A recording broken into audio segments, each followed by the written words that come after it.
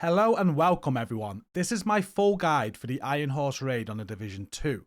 I have recently refreshed all of my raid content on the channel, and in this guide I'm going to cover every inch of this raid. The guide is intended for people that have no experience with this raid or very little, and it doesn't stop here. I have even more videos that go more in depth with things that I'll be discussing today, things like builds and individual role perspectives for my strategy on this raid.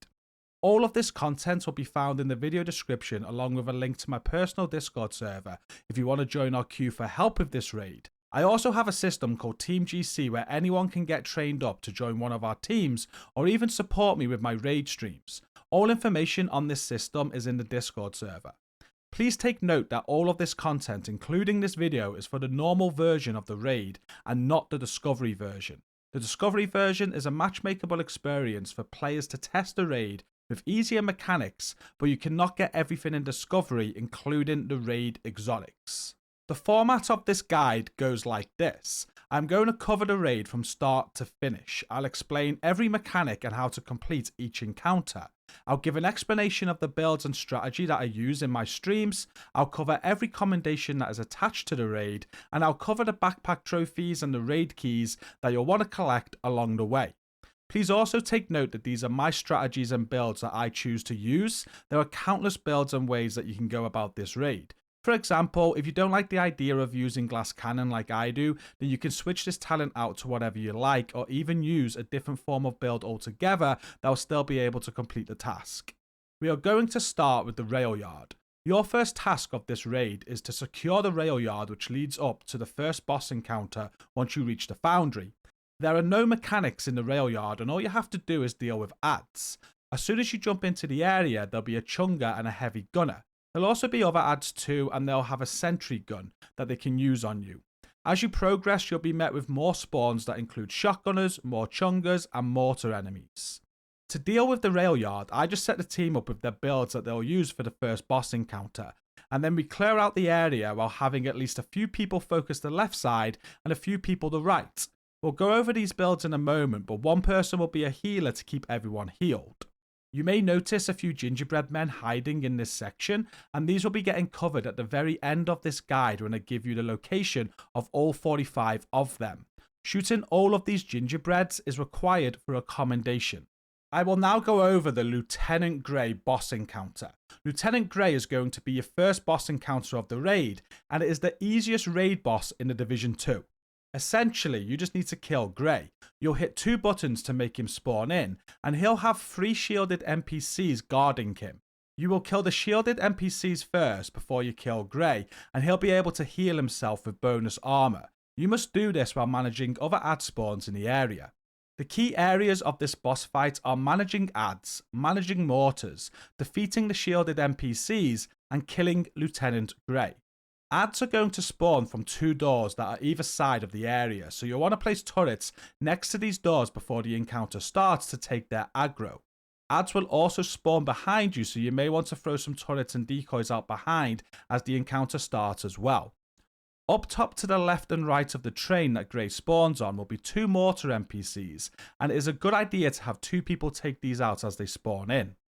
With the adds aggro managed and the mortar NPCs killed, all you'll have to do is kill the 3 shielded enemies before taking out Grey. Grey will only take a little bit of damage with his guards out, which is why they must go, and if you don't kill Grey quick enough, more guards will spawn in that will need to be killed. The longer this fight goes on, the more hectic it will get, so you want hard hitting builds to kill Grey really fast.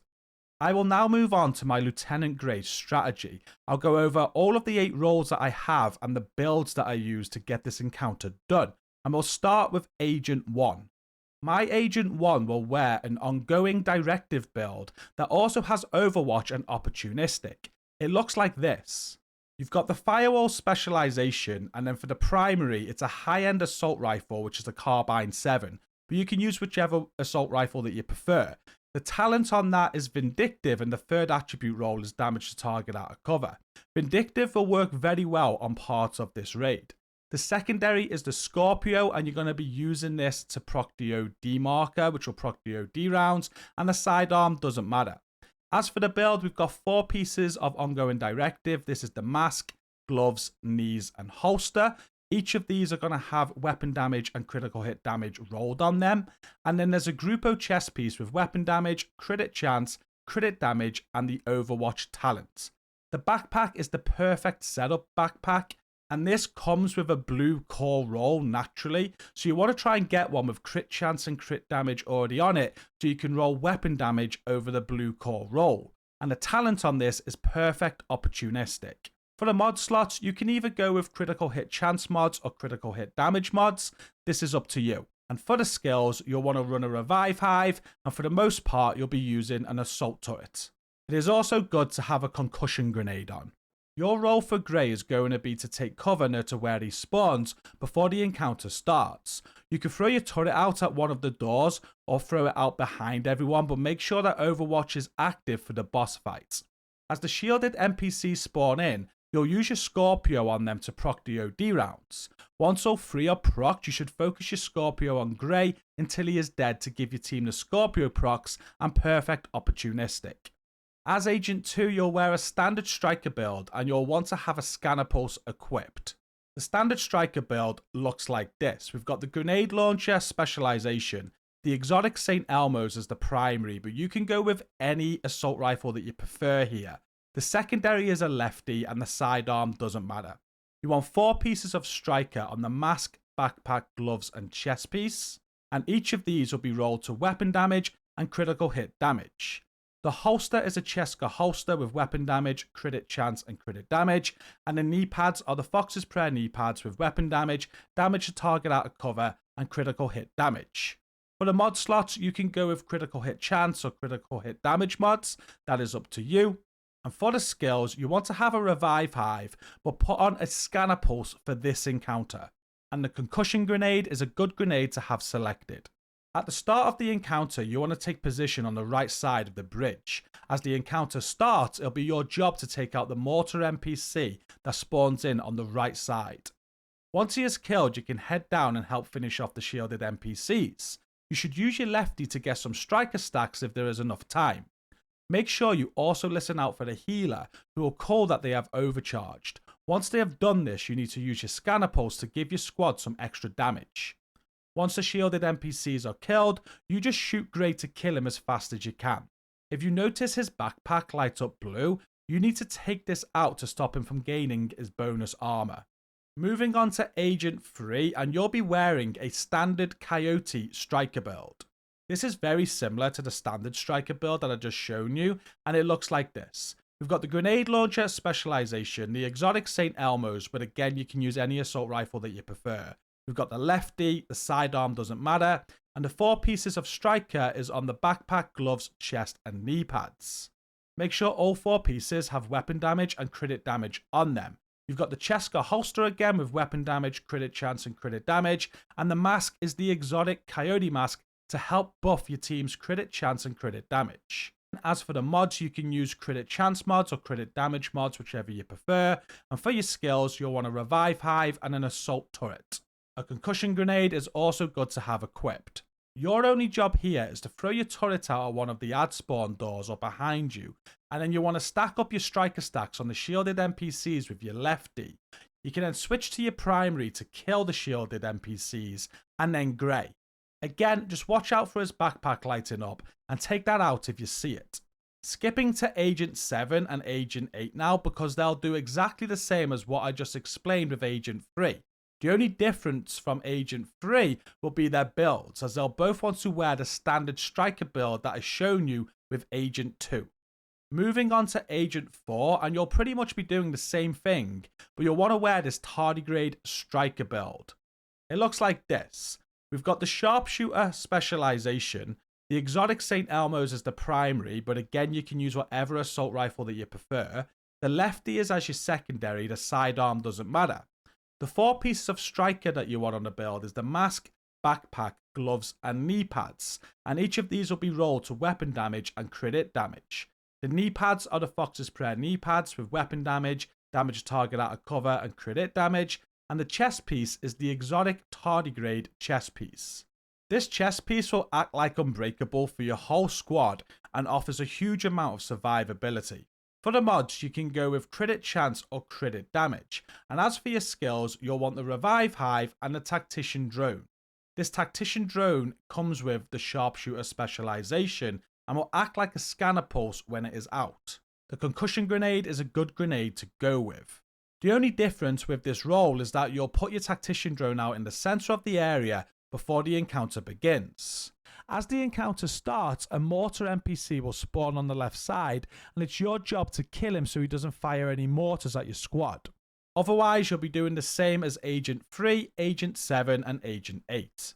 Moving on to Agent 5 now, and again, you will pretty much be doing the same thing, but will be wearing a different build. You'll want to wear this Future Initiative DPS build, and it looks like this. We've got a grenade launcher specialization, an exotic St. Elmo's for the primary, but go with whatever assault rifle that you prefer. The lefty is your secondary, and the sidearm doesn't matter. You want 4 pieces of Future Initiative on the chest, gloves, knee pads, and holster, but these can be quite a hard farm because Future Initiative comes with skill tier, and what you want is weapon damage and crit damage on all 4 of these pieces. So to farm for them, you need them to drop with crit damage already on them so that you can roll weapon damage over the core. And in the rest of the build, we have the Gruppo backpack with weapon damage, crit chance, crit damage, and the talent Vigilance, and the exotic Coyote's mask to help buff your team's crit chance and crit damage. For the mod slots, you can go with crit chance or crit damage, it's up to you. And for the skills, you want to have a Revive Hive and an Assault Turret. And then the Concussion Grenade is also good to have in slots. The only difference with this role compared to the roles that we have just gone over is that you'll be in charge of proccing Sledgehammer on Lieutenant Grey.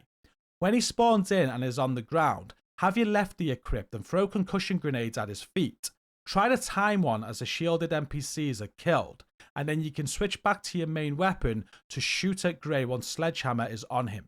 Sledgehammer will give the team a lot of extra damage for a few seconds.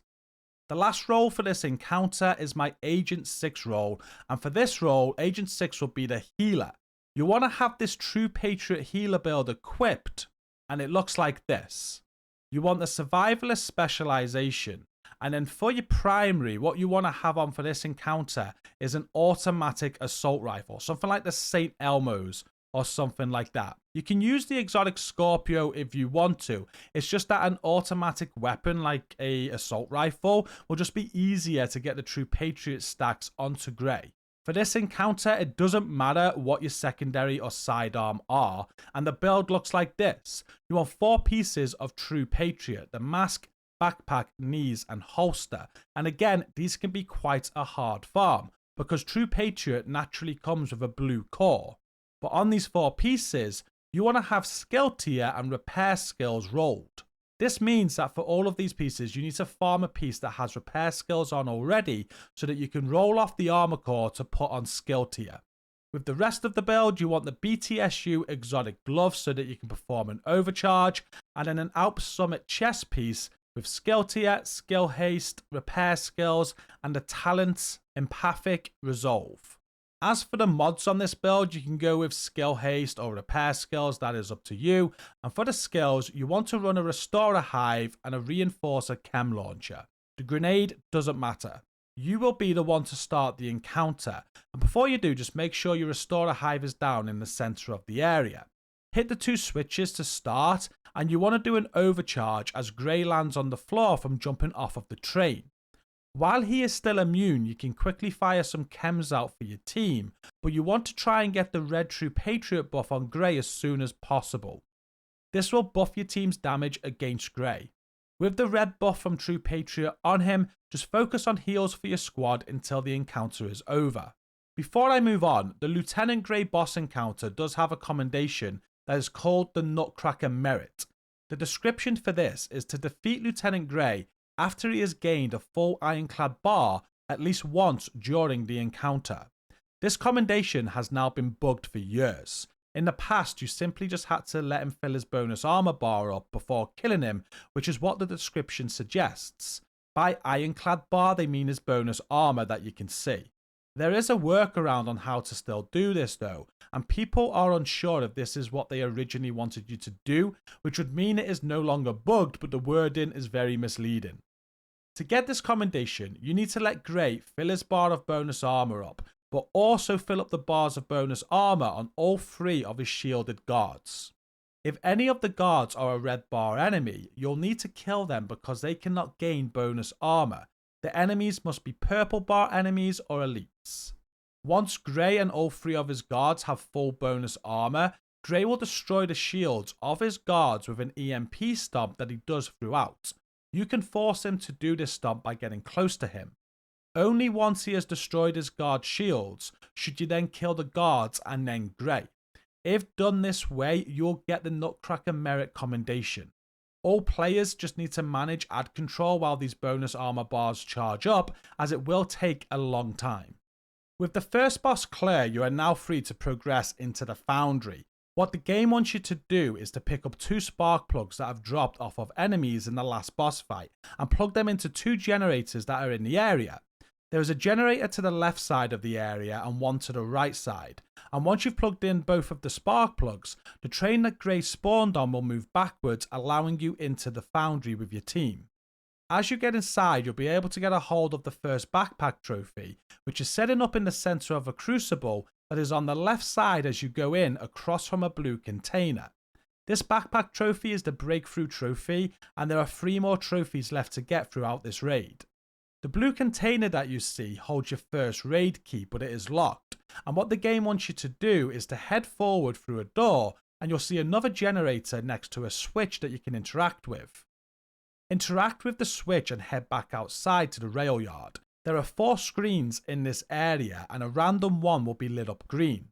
Starting from the right as you head back outside, you'll see 1 screen on the wall under the stairs. Another screen is further along this side as you hug the wall. From the second screen, head to the opposite side of the area to find screen 3, and screen 4 will be right of screen 3. Once you find the green screen, you can interact with it for a 3rd spark plug. Head back inside and use this spark plug on the 3rd generator. There'll be a window just ahead that will open as you use the plug, and your team must throw concussion grenades through this window to land in the blue container. These grenades will open the door on the container so that you can get the first key. A quicker way to do this is to only plug in 1 spark plug in the rail yard after you kill Grey, but make sure you pick up the other spark plug.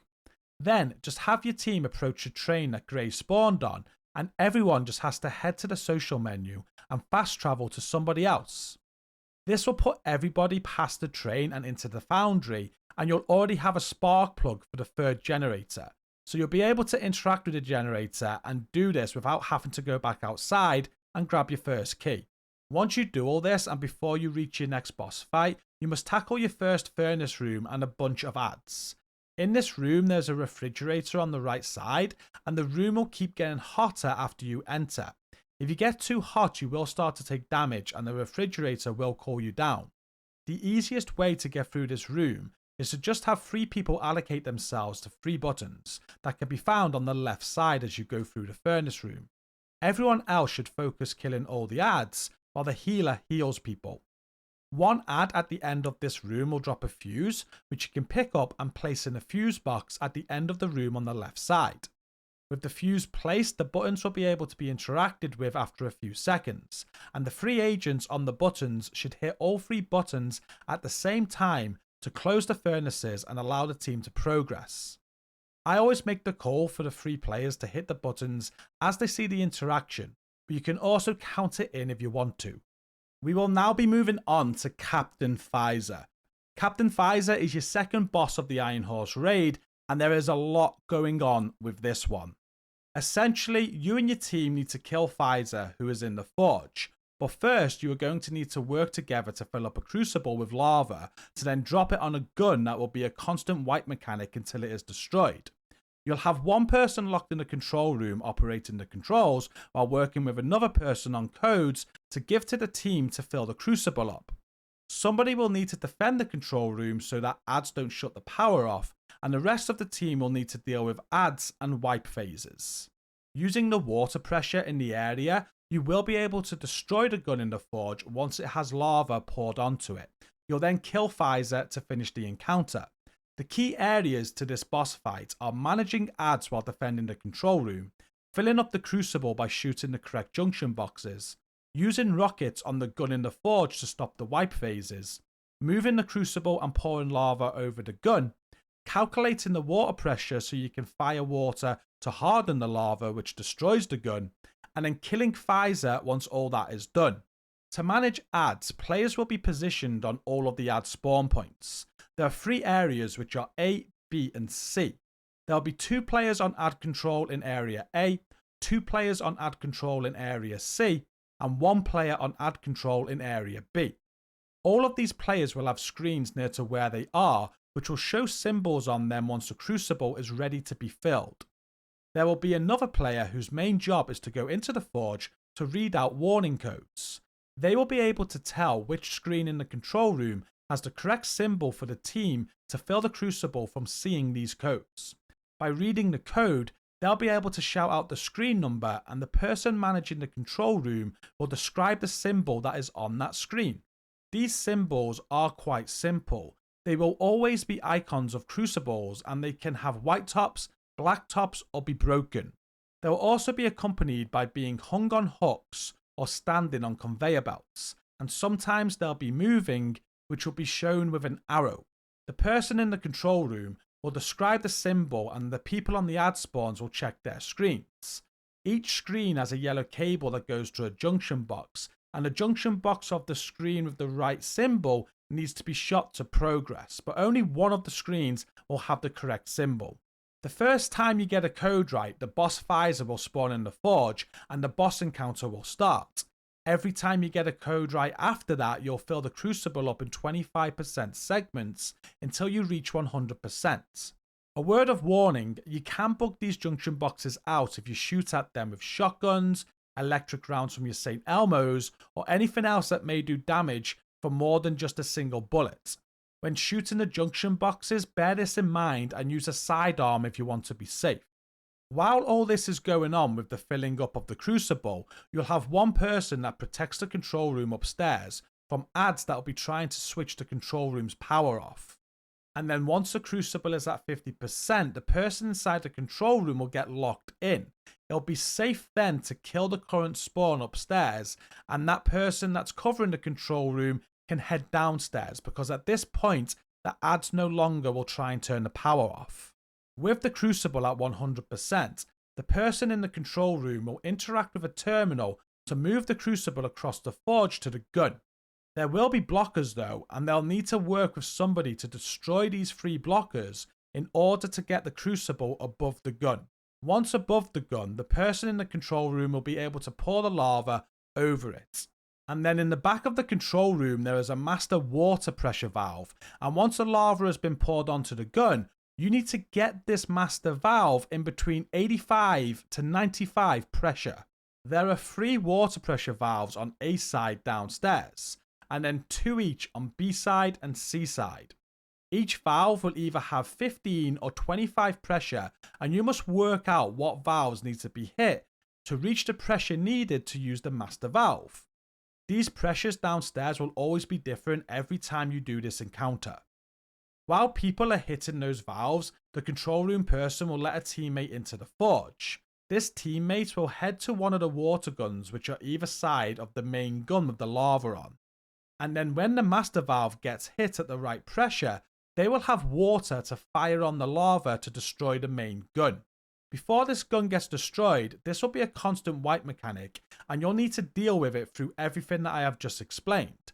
There will be ads that drop rockets on A side and C side, and when the alarm goes off, it'll take 2 rockets fired at the gun in the forge to stop the wipe mechanic.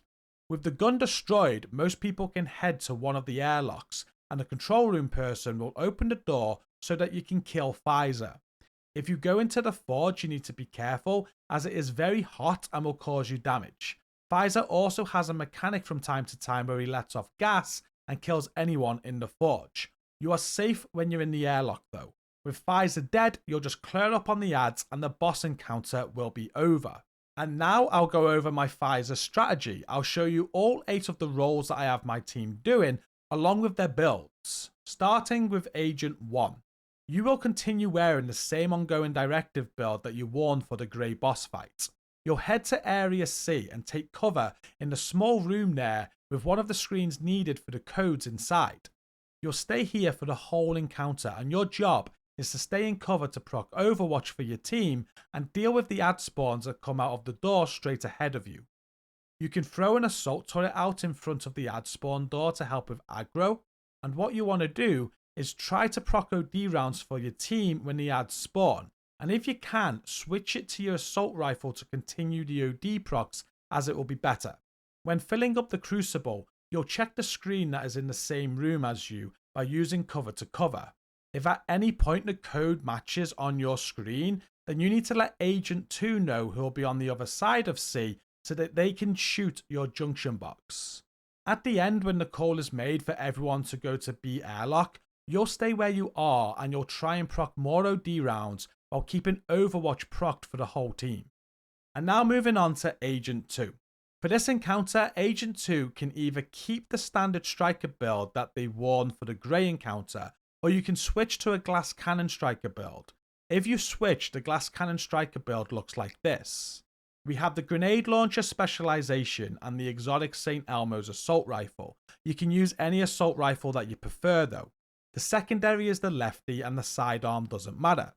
For the build, you want 4 pieces of striker on the mask, backpack, gloves and holster. Each piece will be rolled to weapon damage and crit damage.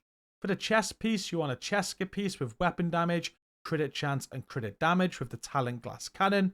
And then for the knee pads, you've got the Fox's Prayer knee pads with weapon damage, damage target out of cover and crit hit damage. For the mods on this build, you can go with crit chance mods or crit damage mods, that is up to you. And for the skills, you want the Revive Hive and the Assault Turret. The grenade doesn't really matter at this point. You will be on Seaside for this encounter, and you'll be deep sea where there is a small room with a junction box and an ad spawn door inside. You will also want to take note of the pressure on the water pressure valves on C before the encounter starts and let the team know. Your main job is to kill any ads that spawn from your ad spawn door, and you can use the assault turret on the door to help with ad aggro. From time to time, an ad will spawn that drops a rocket, and you'll want to place this rocket just outside or inside the C airlock every time that you get it. While doing this, you'll also have a screen to check when the codes are being called out. Your screen is just right of the room that you're covering. If the code matches this screen, you must shoot at the junction box that is inside of the room where your ads are spawning. If Agent 1 tells you that it is their screen, you must shoot at their junction box, which is just outside of your ad spawn room to the left side. Once the codes are finished, you'll continue managing your ads until the water pressure stage. It will have been worked out which valves need to be hit, and once the healer calls for the valves, you'll hit any valves that you've been allocated to on C, if any. With the water pressure stage done, there'll be a call to head to B airlock, and you'll go inside here to kill Fieser. Once Fieser is dead, you'll help clear the remaining ads in the area, and if there is a rocket left on C, you'll pick this up and bring it with you for the next area after this boss fight. Moving on to Agent 3, and for this Fieser fight, you can choose to keep your standard Coyote Striker build on that you worn for Grey, or you can switch it to a glass cannon Coyote Striker build. It is up to you, but if you want to switch, the build looks like this. We have the grenade launcher specialization and the exotic St. Elmo's assault rifle as the primary. You can switch this out for any other assault rifle if you prefer others. The lefty is the secondary and the sidearm doesn't matter. For the gear pieces, you want 4-piece striker on the backpack, gloves, knee pads and holster. All of these are to be rolled to weapon damage and critical hit damage. We've got a Cheska chest piece there with weapon damage, crit chance, crit damage and the glass cannon talent. And then the exotic Coyote's mask, which will buff your team's crit chance and crit damage. In the mod slots, you can either put critical hit chance mods on or crit hit damage mods on. That is up to you. And as for the skills, you want to have the Revive Hive and an assault turret. The grenade slot doesn't matter. When you enter the area, you'll go to A side and take note of what numbers are on the 3 water valves and let the team know. You'll be covering the ad spawns that come out of the door at the end of the A area. And to the left of this door is a room with a screen in it that you'll need to check when the codes get called out. For the first half of this encounter, you'll just kill ads that spawn and check your screen when needed.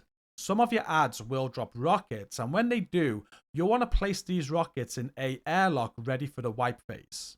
Whenever the alarm sounds for the wipe phase, you'll enter a airlock and use the rocket to fire at the gun in the forge. You can fire the rocket from the airlock, but if you do step inside the forge, just make sure that Fieser isn't letting off any gas. On the code calls for filling up the crucible, if the code matches your screen, you need to let Agent 4 know that it is your screen. They will be the other side of A and will shoot your junction box. If Agent 4 tells you that their screen has the right code, then you must shoot their junction box, which is just right of your ad spawn. Once the crucible is filled to 100%, Agent 5 will come downstairs and take over your ad spawn for you. This is because you'll need to communicate with the healer now, and they will let you in a airlock to destroy 3 weak points that are on the ceiling acting like blockers for the crucible. As you shoot each one, the healer must interact with a terminal again until you can shoot the next one. Once all 3 weak points are destroyed, the healer can pour the lava over the gun in the forge and you'll wait for one more rocket wipe phase. During the next rocket wipe phase, you'll also try and make Fieser let off his gas. The healer will either ask you or Agent 7 to step inside the forge to trigger this. Once this rocket wipe phase is done, you will need to interact with any of the water valves on A for the water pressure phase when the healer calls for it. This would have been discussed at the start, and you just need to interact with any of the valves that are allocated to you. After the water pressure stage, you will head to B airlock to kill Fieser. With Fieser dead, you can clear up on any of the ads that are left in the area to finish the encounter. Before you leave the area, you will want to pick up a rocket if there is still one on A side and bring it with you to the next area. Agent 4 is next, and as Agent 4, you will continue to wear the tardigrade striker build that you worn for Grey. As you enter the area, you'll head to A side and check the water valves with Agent 3. Just let the team know what pressures are on these valves. You will then take position in the room left to the water valves, and you'll notice a screen that you need to cover during the code calls and an ad spawn door to the left of this screen. Before the encounter starts, you can put out your tactician drone in the center of B area near to the B airlock, and then your job will be to kill any ads that spawn from your ad spawn door. When the codes are called, you will need to check your screen and see if the code matches, and if it does, you will let Agent 3 know so that they can shoot your junction box. Agent 3 will be the other side of A, and if the code matches on the screen that Agent 3 is covering, they will let you know and you must shoot at their junction box, which is directly across from your screen and outside of the room. Once the crucible is at 100%, you can just focus on your ad spawn until the water pressure is called for. If you have been allocated any valves to hit on A, make sure you interact with them when the healer calls for it. After the water pressure phase, you will head to B airlock to kill Fieser, and once Fieser is dead, you will kill any remaining ads to finish the boss encounter. Moving on to Agent 5. For this encounter as Agent 5, you will want to switch your build to a tamper-proof striker build. It looks like this. We've got the grenade launcher specialization with the exotic St. Elmo's assault rifle. You can use whatever assault rifle that you want though. The secondary is a lefty and the sidearm doesn't matter. Your 4 pieces of striker should be on the backpack, gloves, knee pads and holster. Each of these pieces need to have weapon damage and crit damage rolled on them. Your chest piece is a Cheska chest piece with weapon damage, crit chance, crit damage and the tamper-proof talents. And for the mask, you want to wear the exotic Coyote's mask, which will help buff your team's crit chance and crit damage. For the mod slots on the build, you can fill these slots with either crit chance mods or crit damage mods. This is up to you. And for the skills, on this encounter, you want to go with a Stinger Hive and an Assault Turret. Both of these will help you proc tamper-proof, and it doesn't matter what grenade you choose. When you enter the area, you'll head upstairs and your job will be to defend the control room so that ads do not switch off the power. To do this, you'll place your assault turret on one of the ad spawn doors which are either side of the control room. You'll then place your Stinger Hive on the other door. As the encounter starts, ads will spawn in randomly from one of these 2 doors. When they spawn, there will be a Chunga and a purple bar enemy. The purple bar enemy will make a run to the switch outside of the control room on the side they spawn in, and if they interact with it, the power in the control room will go out. With tamper-proof and your skills, they will shock the enemies when they spawn and give you enough time to kill the purple bar before he turns the power off. Just kill the purple bar ad and chunga every time that they spawn. If for any reason they do interact with the power and switch the power off, you and somebody else will need to hit both of these switches either side of the control room to turn the power back on. This can quite often cause a wipe. Once the crucible is at 50% and the doors to the control room close, the healer will say that you are okay to go downstairs. This is because the purple bar enemy will no longer attempt to turn the power off from this point. You must kill any spawn that has already spawned in though, as the control room doors are closed. What you want to do at this point is wait for one more ad spawn. You can kill the purple bar, but don't kill the chunga. Instead, just shoot out his backpack so that he can't fire grenades for the rest of the encounter, and no more chungas will spawn if he is still alive. With that done, you can then head downstairs, and you want to head to A side where Agent 3 is. You will cover their ad spawns so that they can focus on other mechanics and the rocket wipe phases. You are free to change your Stinger Hive back at this point to a Revive Hive if you find a second, and you can use your Assault Turret on the ad spawn door to help with the aggro. When ready, the healer will call for a water pressure phase, and if you have been allocated any water valves on A, you must interact with these when the healer calls for them. After the water pressure phase, you'll head to B airlock to kill Fieser. With Fieser dead, you'll help clear up on any remaining ads to finish the boss encounter. I will now move on to Agent 8. For this encounter, Agent 8 can stick with the standard striker build that they worn for Grey, or they can switch it out for the glass cannon striker build that I shown you earlier. As you enter the area, you'll want to position yourself on B side, and your ad spawn door will be to the right as soon as you go in. Also take note of the numbers on the 2 water pressure valves that are found on B side and let the team know. Your job for this encounter is to cover the ad spawn, and you can use an assault turret on the door to help with the ad aggro. You will also be covering the 2 screens that can be found on B side when the healer calls out the codes. One screen is just above the ad spawn door, and the other screen is on the wall just right of this with the door you came through when you got into the area. As the codes are called, if the code is on the screen above your ad spawn door, then follow the yellow cable to a junction box just left to the B airlock and shoot it. If the code appears on the other screen, this yellow cable will take you upstairs to the left side of the control room where that junction box is, and you need to shoot that one. Once the crucible is at 100%, you'll no longer need to worry about the screens and can just focus on the ads. When you get to the water pressure stage, the healer will call for the valves to be hit, and you will need to hit any water valves on B if you were allocated them at the start. When the water pressure valves are done, you'll head into B airlock and kill Fieser. Once Fieser is dead, you'll clear up on any remaining ads to finish the encounter. Moving on to Agent 7. For the Fieser encounter, you'll be switching your build to a hazard protection tank build that looks like this. It has the firewall specialization, and as the primary, you want to have the exotic Scorpio shotgun. You also want to have the lefty shotgun as your secondary, and the sidearm doesn't matter. For the gear pieces, we've got the Catharsis mask, and then the perfect Pointman chest piece.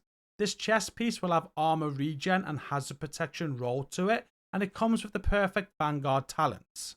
The backpack is a Bellstone Armory backpack that will give you armor regen, and the rolls on this are again armor regen and hazard protection with the talent Adrenaline Rush. For the holster, we have a Yarl holster there, which gives you more hazard protection, and again you want armor regen and hazard protection as the rolls. And the final 2 pieces are improvised pieces. We have improvised gloves and improvised knee pads. Both of these you want to have armor regen and hazard protection as the attributes. All of the core attribute rolls on these pieces are armor rolls, and there'll be 5 mod slots that you can fill in on the build. For every mod slot, you want to throw on protection from elites. For your skills, you want to go with a Revive Hive and a Bulwark Shield, and a concussion grenade is good to use. When you enter the area, you'll head to Seaside and get ready in C airlock. Once the team is ready, The healer will open the door for you and you'll need to look at what error code is shown below the control room. It will always be one of 6 codes and you can use this to your advantage. If the first part of the code has the letter F in it, then the screen number for the healer will be screen 1. If the letter is P, it will be screen 2. C will be screen 3. R will be screen 4. M will be screen 5. And then no letter in the code will be screen 6. A phrase that you can use to help remember this is frigging people can't remember my numbers. Just check the code and let the healer know which screen they need to check. You will then stay near the airlock and wait for the next code. And you'll just continue to work with these codes with the healer until the crucible is filled to 100%. Just be careful of Fieser when you are checking these codes though. You don't need to enter the forge, but if you do, he does have a gas mechanic that will kill anyone inside the room when he lets off his gas. While doing the codes, just make sure that you are proccing Vanguard every time that you have it available for your team so that they can have bonus armor.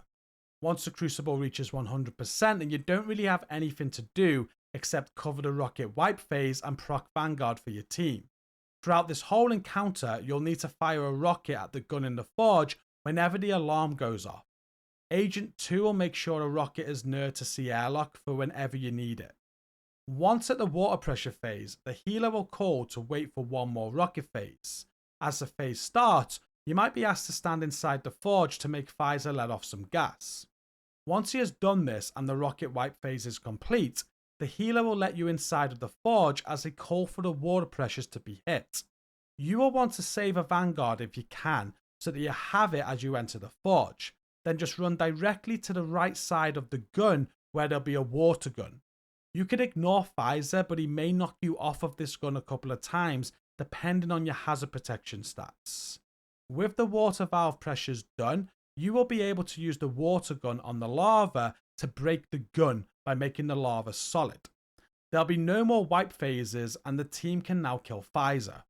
If you need to come out of the forge at this point and head to B airlock to get out, and the healer can let you go back in once they open the door for the team. But you should be good to stay inside.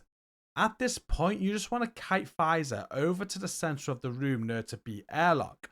Try and stay within 10 meters of him so that the firewall damage buff will proc for your team. You can use your lefty to throw a grenade and proc sledgehammer as well, and you can use your Scorpio shotgun to proc more team buffs. If Fieser goes to let off more gas, just make sure that you head back into B airlock where you'll be safe. Once Fieser dies, the team will clear up on any remaining adds and the encounter will be over. Moving on now to Agent 6. Agent 6 is the final role to cover for this encounter, and you'll be switching your healer build to a future initiative healer build that looks like this. We've got the survivalist specialization and the exotic Scorpio shotgun. The secondary is a lefty and the sidearm doesn't matter. For the gear pieces, we have a future initiative mask, chest piece, holster and knee pads. Each of these pieces want to be rolled to skill tier and repair skills. For the backpack, it is the perfect setup backpack which is rolled to skill tier, skill haste, repair skills, and it has perfect opportunistic on it. This can be quite a hard farm because these come with a blue armor core, so to get it perfect, it can be tough because you need skill haste and repair skills to drop on it so that you can roll skill tier onto it. So don't worry if it's not perfect, but you do need the skill tier. And for the gloves, you'll have the exotic BTSU gloves so that you can use overcharge. The grenade for this build doesn't matter, and for your skills, you want to have the Restorer Hive and the Reinforcer Chem Launcher. Some people like to go with the Fixer Drone instead of the Chem Launcher, and if you want to do that, that's also fine. Although you are still a healer, you'll not be healing your team in this encounter. Instead, you'll be healing yourself as you take control of the control room. As soon as you enter the area, get ready to take note of all the water valves that your team calls out. You need to work out with your team which valves need to be hit later for the water pressure phase and remember them.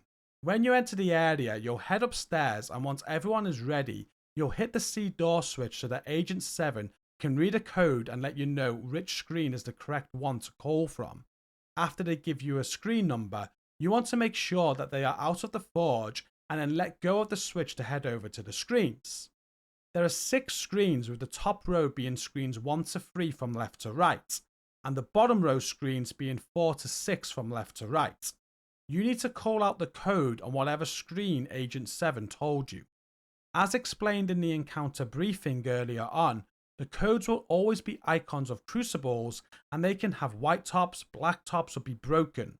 They will also be accompanied with being hung on hooks or standing on conveyor belts, and sometimes they will be moving, which will be shown with an arrow. I like to call these out by calling them white, black, or broken cups. For example, if there are 2 crucibles on a conveyor belt with black tops and an arrow next to them, I will call 2 black cups on a belt moving. Once you call the code out and the correct junction box has been shot at, Fieser will spawn in the forge room, and you'll continue doing this with Agent 7. You'll know when the next code is ready because the screens will have symbols on them, and if the screens are black, then you must just wait. As you are doing this and the team is shooting the correct junction boxes, you'll see the percentage of the crucible being filled up on the screen in the center of the room. It will go up to 25%, then 50%, before 75%, and then 100%. And while this is happening, Fieser will break the glass in the control room and have you locked inside of it. As the glass breaks, you can let Agent 5 know that they are free to go downstairs once their ads are clear. Fieser will also attack you, and you're going to want to heal yourself while you are locked inside of the control room. Once the crucible is at 100%, you will interact with the console underneath the screen in the center, and this will raise the crucible in the forge. You will need to interact with it again 3 times to get it above the gun in the forge, but there will be blockers. At this point, you should work with Agent 3, who will be inside of a airlock, and open their door so that they can shoot the weak points to remove the blockers. You will need to move the crucible and open the door for each weak point, and once all 3 are done, you will interact with the console one more time to pour the lava onto the gun. During this whole process so far, you will also face rocket wipe phases. When the alarm goes off, make sure you call for Agent 3 and Agent 7 to get ready in their airlocks to fire their rockets at the gun. You will open both airlock A and C in whichever order that you want, so that they can fire these rockets and end the wipe phase every time. Both rockets need to be shot at this gun. With the lava poured over the gun, you will be ready to finish the encounter, and you're called to wait for one more rocket wipe phase for safety and to give you the most room for error. On the next rocket wipe phase, just have Agent 3 or Agent 7 step into the forge while they are firing their rocket to force Fieser to let off his gas. He normally does this on rocket phases when somebody enters the room. With the rocket wipe phase done and Fieser gas free, you will tell the team to get ready for water pressure valves while you let Agent 7 into the forge from C airlock. Once Agent 7 is in the forge, you will call for the water pressures to be hit, and you will go to the back of the room to the master valve. Once the pressure is at 85 or above but below 100, you can interact with it, and this will send water to Agent 7, who will be on a water gun in the forge. They will use this gun to destroy the main gun, and there will be no more wipe phases from now on. You can then instruct the team to head to B airlock, and Agent 7 will let you know if they need to come out of B for a breather or not. Once everyone is ready in B airlock, you'll open the door and they will kill Fieser. With Fieser dead, you'll now be able to exit the control room and cool down. The team will clear the remaining ads and the encounter will be over. Just remember that you will need to keep yourself alive through everything that I just went over with your heals. Don't shy away from using overcharge to get restorer hive charges back quicker. Overcharged chems will also last quite a while you do this to help keep working on the mechanics. Before I move on, the Fieser boss encounter has a commendation called the Hot Foot Merit. The description for this is to defeat Captain Fieser while all molds in the central forge are full of molten iron. Just like the commendation for Grey, there is another bug with this. This one isn't as bad though, and it's just a visual bug that doesn't affect how it works. I like to take credit as the first team to achieve this commendation when the raid first came out. It took us 12 hours straight as a team to figure out there was a visual glitch. Anyway, with this commendation, it doesn't really change what you do. You just slow things right down. As you are going through the codes and filling up the crucible, there is lava that will start filling up the molds in the forge. It will start in the bottom left corner as you are looking at it from the control room once you shoot the first junction box. It will then move to the bottom right corner after the second junction box when the crucible is filled to 25%. It will move to the top right corner of the room at 50%, and in the top left corner of the room at 75%. All molds need to be filled in all 4 corners of the forge, so you need to slow down on the codes and shoot in the junction boxes. It takes about 2.5 minutes per corner, but this is where the visual glitches. As the healer in the control room, you should be able to see molds getting filled in, but 90% of the time it doesn't render, so you have no idea. When we figured this out, we timed how long it took to do this when we saw it working, and this is how we timed it at 2.5 minutes. However, since this, someone informed me that you can also see when the corner is filled because the pipes where the lava comes out from will go on fire once all the molds are done. So this is a very good indicator. After you do the first junction box, just have the healer in the control room make sure the bottom left pipe goes on fire before the next code and junction box is done. Then do this for all 4 corners. If you do it correctly, you can then finish the encounter as normal and the Hotfoot Merit will be awarded to those that need it.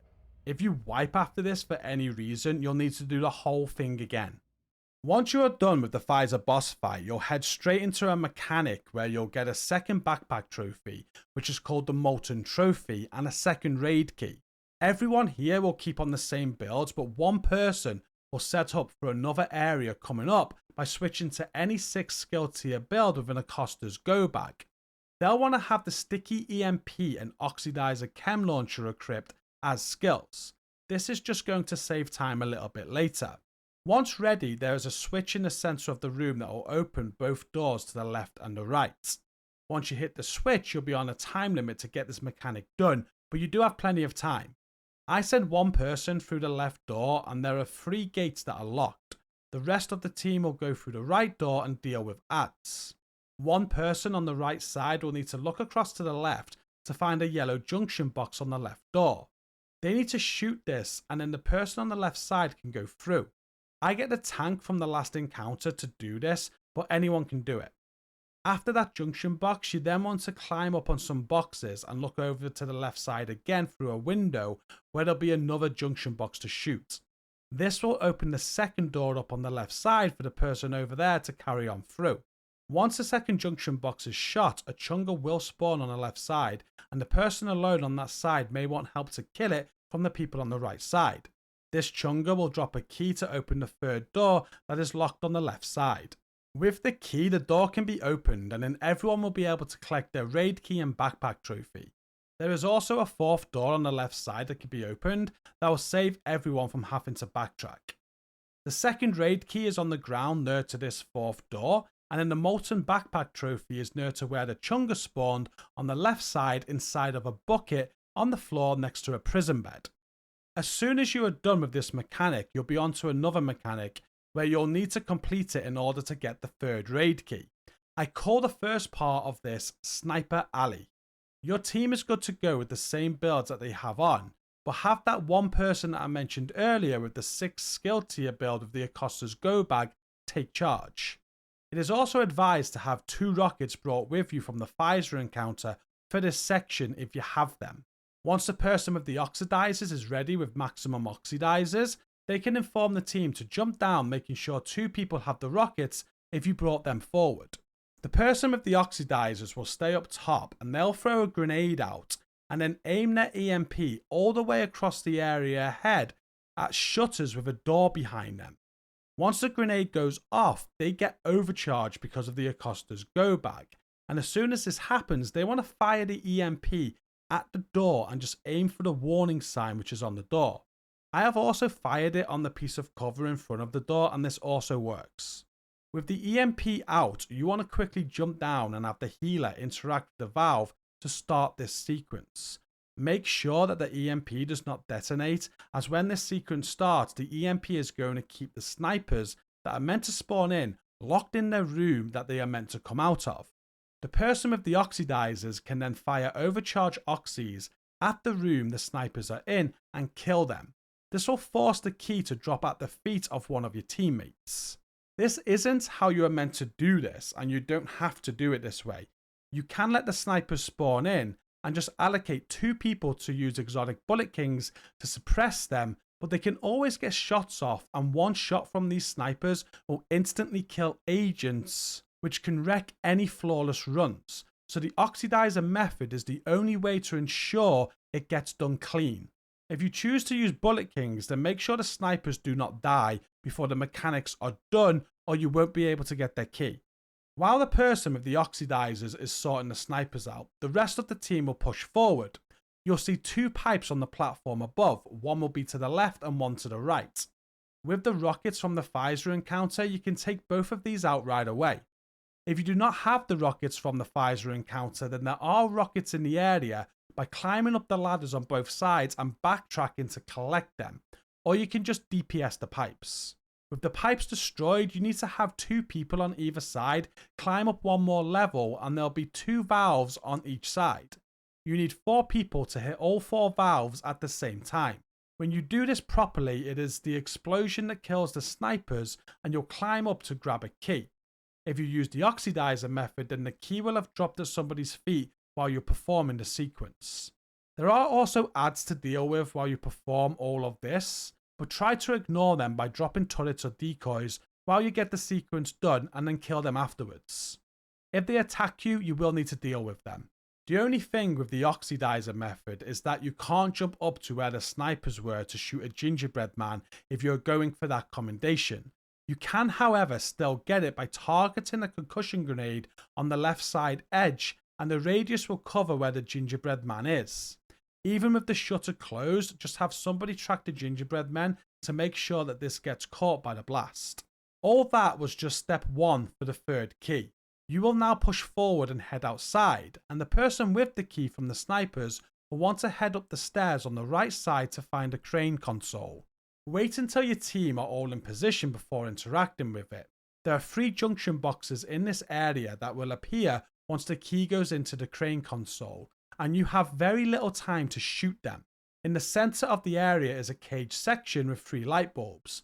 The raid key is inside this section. For the first junction box, just have 2 players up the stairs where the crane console is, and look across to the opposite side to see a white box in a window. This is where the junction box will be, so get ready and aim. The next junction box can be found opposite the caged area. There'll be a gap where you'll see a container, and behind this is another white box with a junction box inside. You can't see it unless you pan your camera, and the container will move out of the way when the key goes in. So just aim the best that you can with at least 2 people and be ready. And then the 3rd and final junction box will be at the end of the area. You must shoot down the rope and climb up top. Near the pipework, you'll see another white box that will open to reveal a junction box once the key goes in. Just have 2 people aim and be ready. With everyone in position, you can put the key into the crane console and make sure everybody shoots their junction boxes. If successful, the caged area door will open and let you get your 3rd raid key.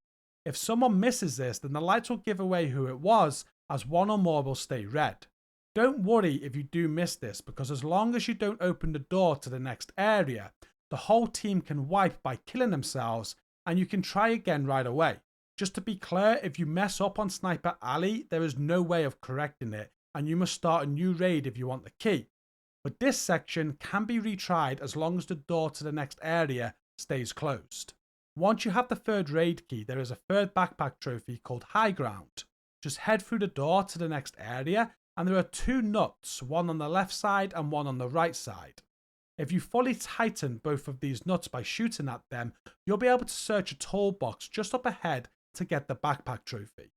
I will now move on to the Major Williams boss fight. Major Williams will be your 3rd boss encounter of the Iron Horse raid. In this boss fight, you are essentially going to be working as a team to prevent the main furnace from exploding. There's quite a lot going on, and while you are dealing with all of the mechanics to stop the explosion, you'll have to manage ads and the Williams boss. As a team, you'll be performing mechanics to lower the furnace pressure. There are 3 sets of mechanics to complete before you need to work on breaking 3 lava gates to further lower the pressure. Once the lava gates are done, you'll then need to adjust the pressure pipes on the main furnace before you are able to take out the Williams boss. You are on a time limit as you do all of this. The furnace pressure will always be rising, and if you take too long to get through all of the mechanics and to kill Williams, the furnace will explode and your team will wipe. There is also one final wipe phase as Williams dies.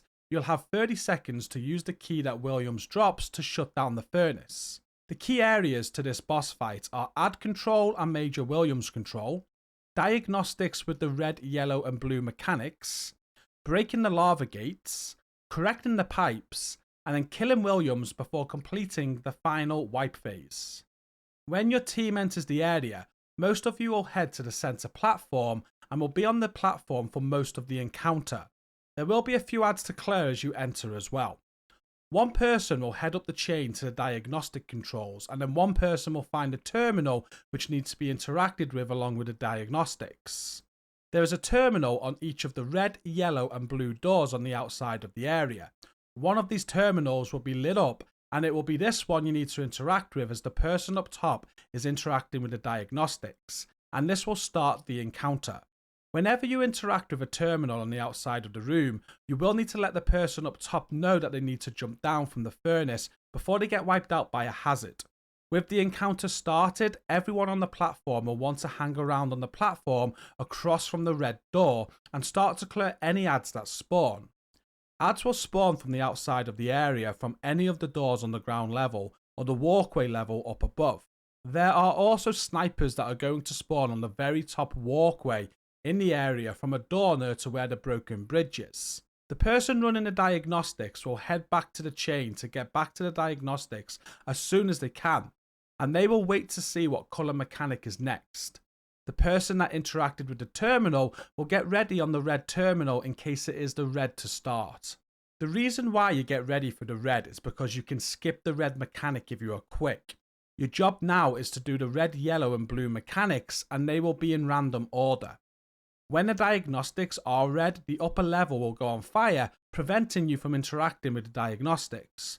But if you are already there and interacting with them, the person down below can just hit the terminal on the red door and this phase will be done. If you don't make it to the diagnostics in time for the red phase, then there are 4 red valves on the outside of the room down below. 2 will be on the red door and then 2 more on the wall as you hug the outer wall to the right from there.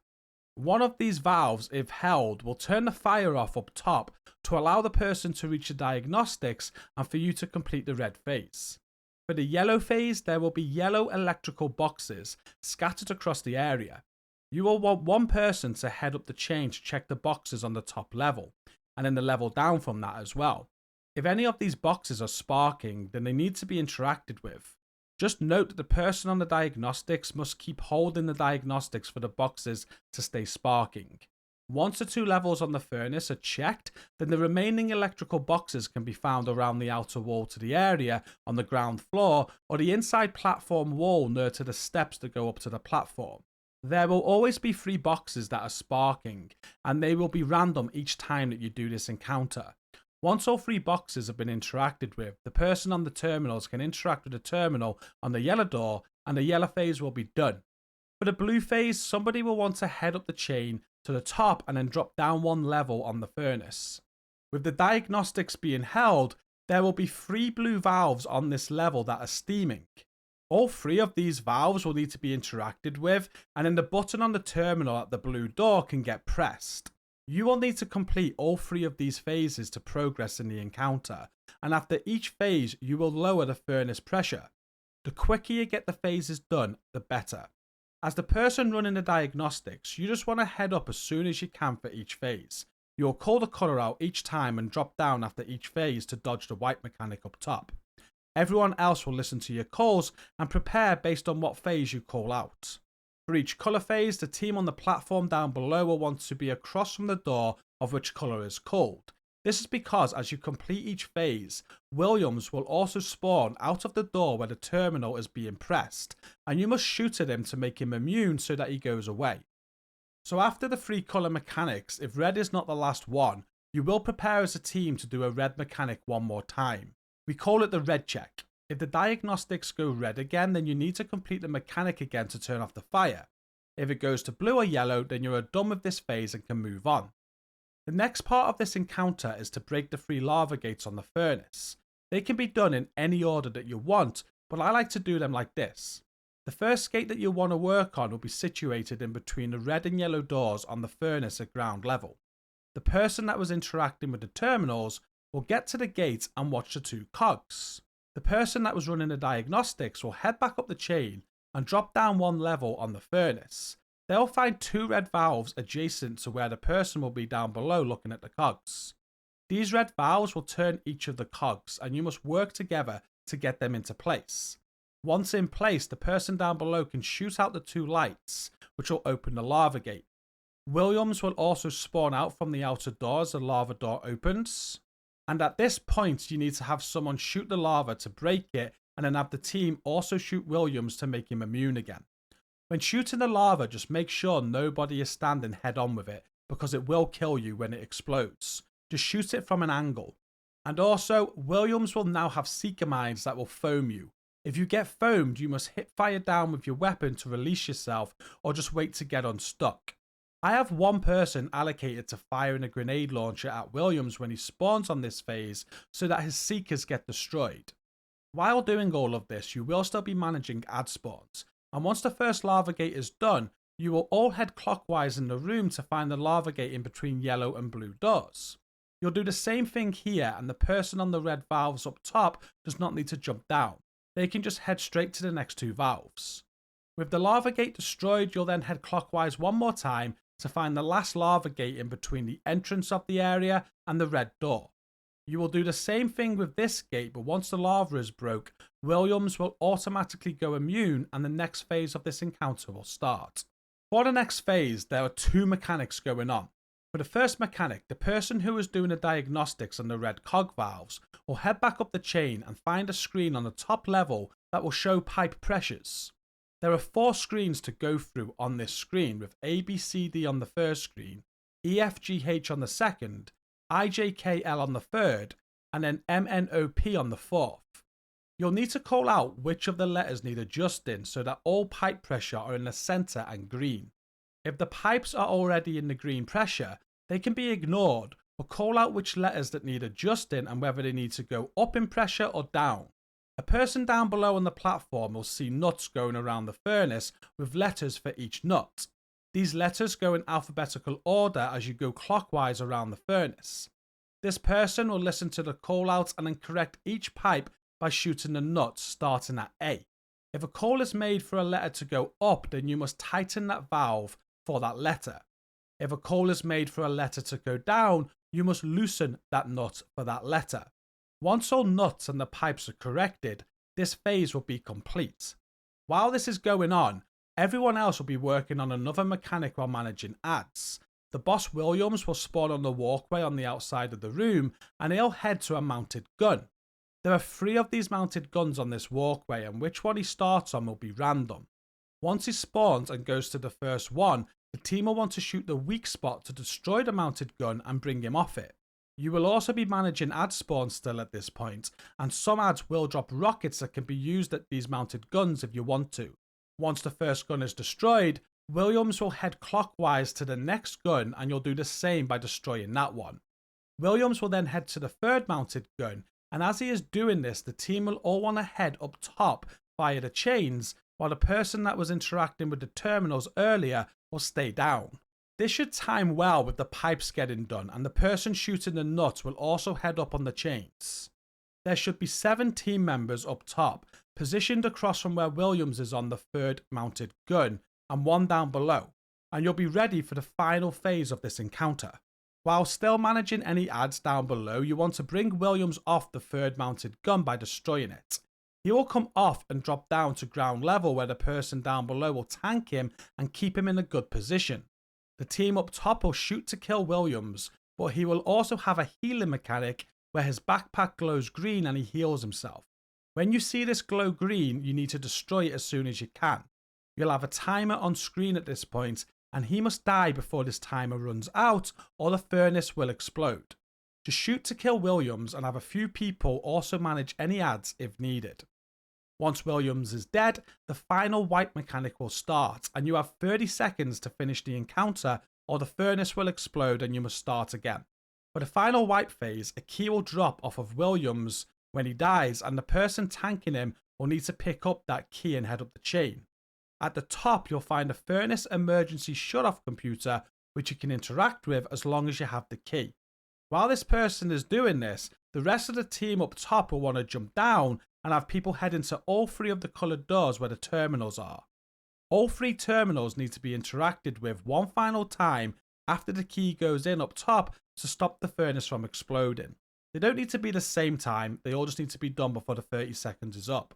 You will have to manage ads still while you are doing this, but once you are done, you'll just kill all the remaining ads and it'll be the end of this boss encounter. I am now going to go over my Williams strategy, and for this I'll show you all 8 of the roles that I get my team to do along with their builds. Starting with Agent 1. You'll be sticking with the same ongoing directive build that you have used since the start of this raid. You'll just want to switch out the assault turret to a decoy. Once you're in the area and the initial ads are clear, you'll get ready on the platform across from the red door. Your main job through this encounter is to be in cover to proc Overwatch and try and give your team OD rounds. Use cover to cover through the red, yellow and blue mechanics to get in position based on what mechanic is called out. You will use the Scorpio to initially proc the OD mark, then try to switch to your assault rifle to carry it on while managing any ads that you see. The Vindictive talent works very well on this encounter. As each mechanic gets done for the red, yellow and blue phases, the Williams boss will spawn at the doors. Try to time it so that you can throw your decoy out at the doors before he spawns, and then you want to use your Scorpio on Williams to add the Scorpio buffs to him until he is immune. After the red, yellow and blue mechanics and the red check if needed, you'll then be onto the lava gate phase. You'll still be doing the same and you'll use cover to get to the area on the platform that you need to be at. And the first lava gate that you want to cover will be between the red and yellow doors. From here, continue to focus ads and give your team OD rounds and shoot the boss again when he spawns with your Scorpio until he goes immune. Use cover to go clockwise to each lava gate and do the same. On the third gate, the boss will go immune as soon as the lava is done, so you don't need to shoot him. For the next phase, you'll want to cover to be across from whichever mounted gun that the boss goes to first. You will continue to proc OD rounds for your team if you see ads, and can also help take the boss off the gun. You will then use cover to go clockwise and do the same when he is on the next mounted gun. As he heads to the third mounted gun, you want to come out of cover and you want to head up top on the chain to take cover across from where the boss is on the third gun. As soon as you hear that the pipes have been done, there's a timer on the screen to complete the encounter. The boss could be taken off from the third mounted gun at this point. You will want to still try and proc any OD rounds for your team if an ad presents itself, but otherwise you just shoot Williams with your Scorpio once he has jumped down to ground level and until he dies. Once he is dead, you'll work with your team to jump down and interact with the 3 terminals that are on the 3 doors. Don't worry about being in cover at this point. You will also have to manage ads while doing this.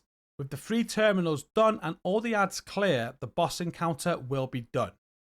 Moving on to Agent 2. Agent 2 will now want to switch their build to the Striker Glass Cannon build if they haven't done it already. I shown this build earlier for the last boss encounter. The only difference from the build earlier that I shown you is that you want to switch the assault turret out for a decoy if you prefer it. As you enter the area and clear the initial ads, you'll get ready on the platform across from the red door and wait for the calls for the red, yellow and blue phases.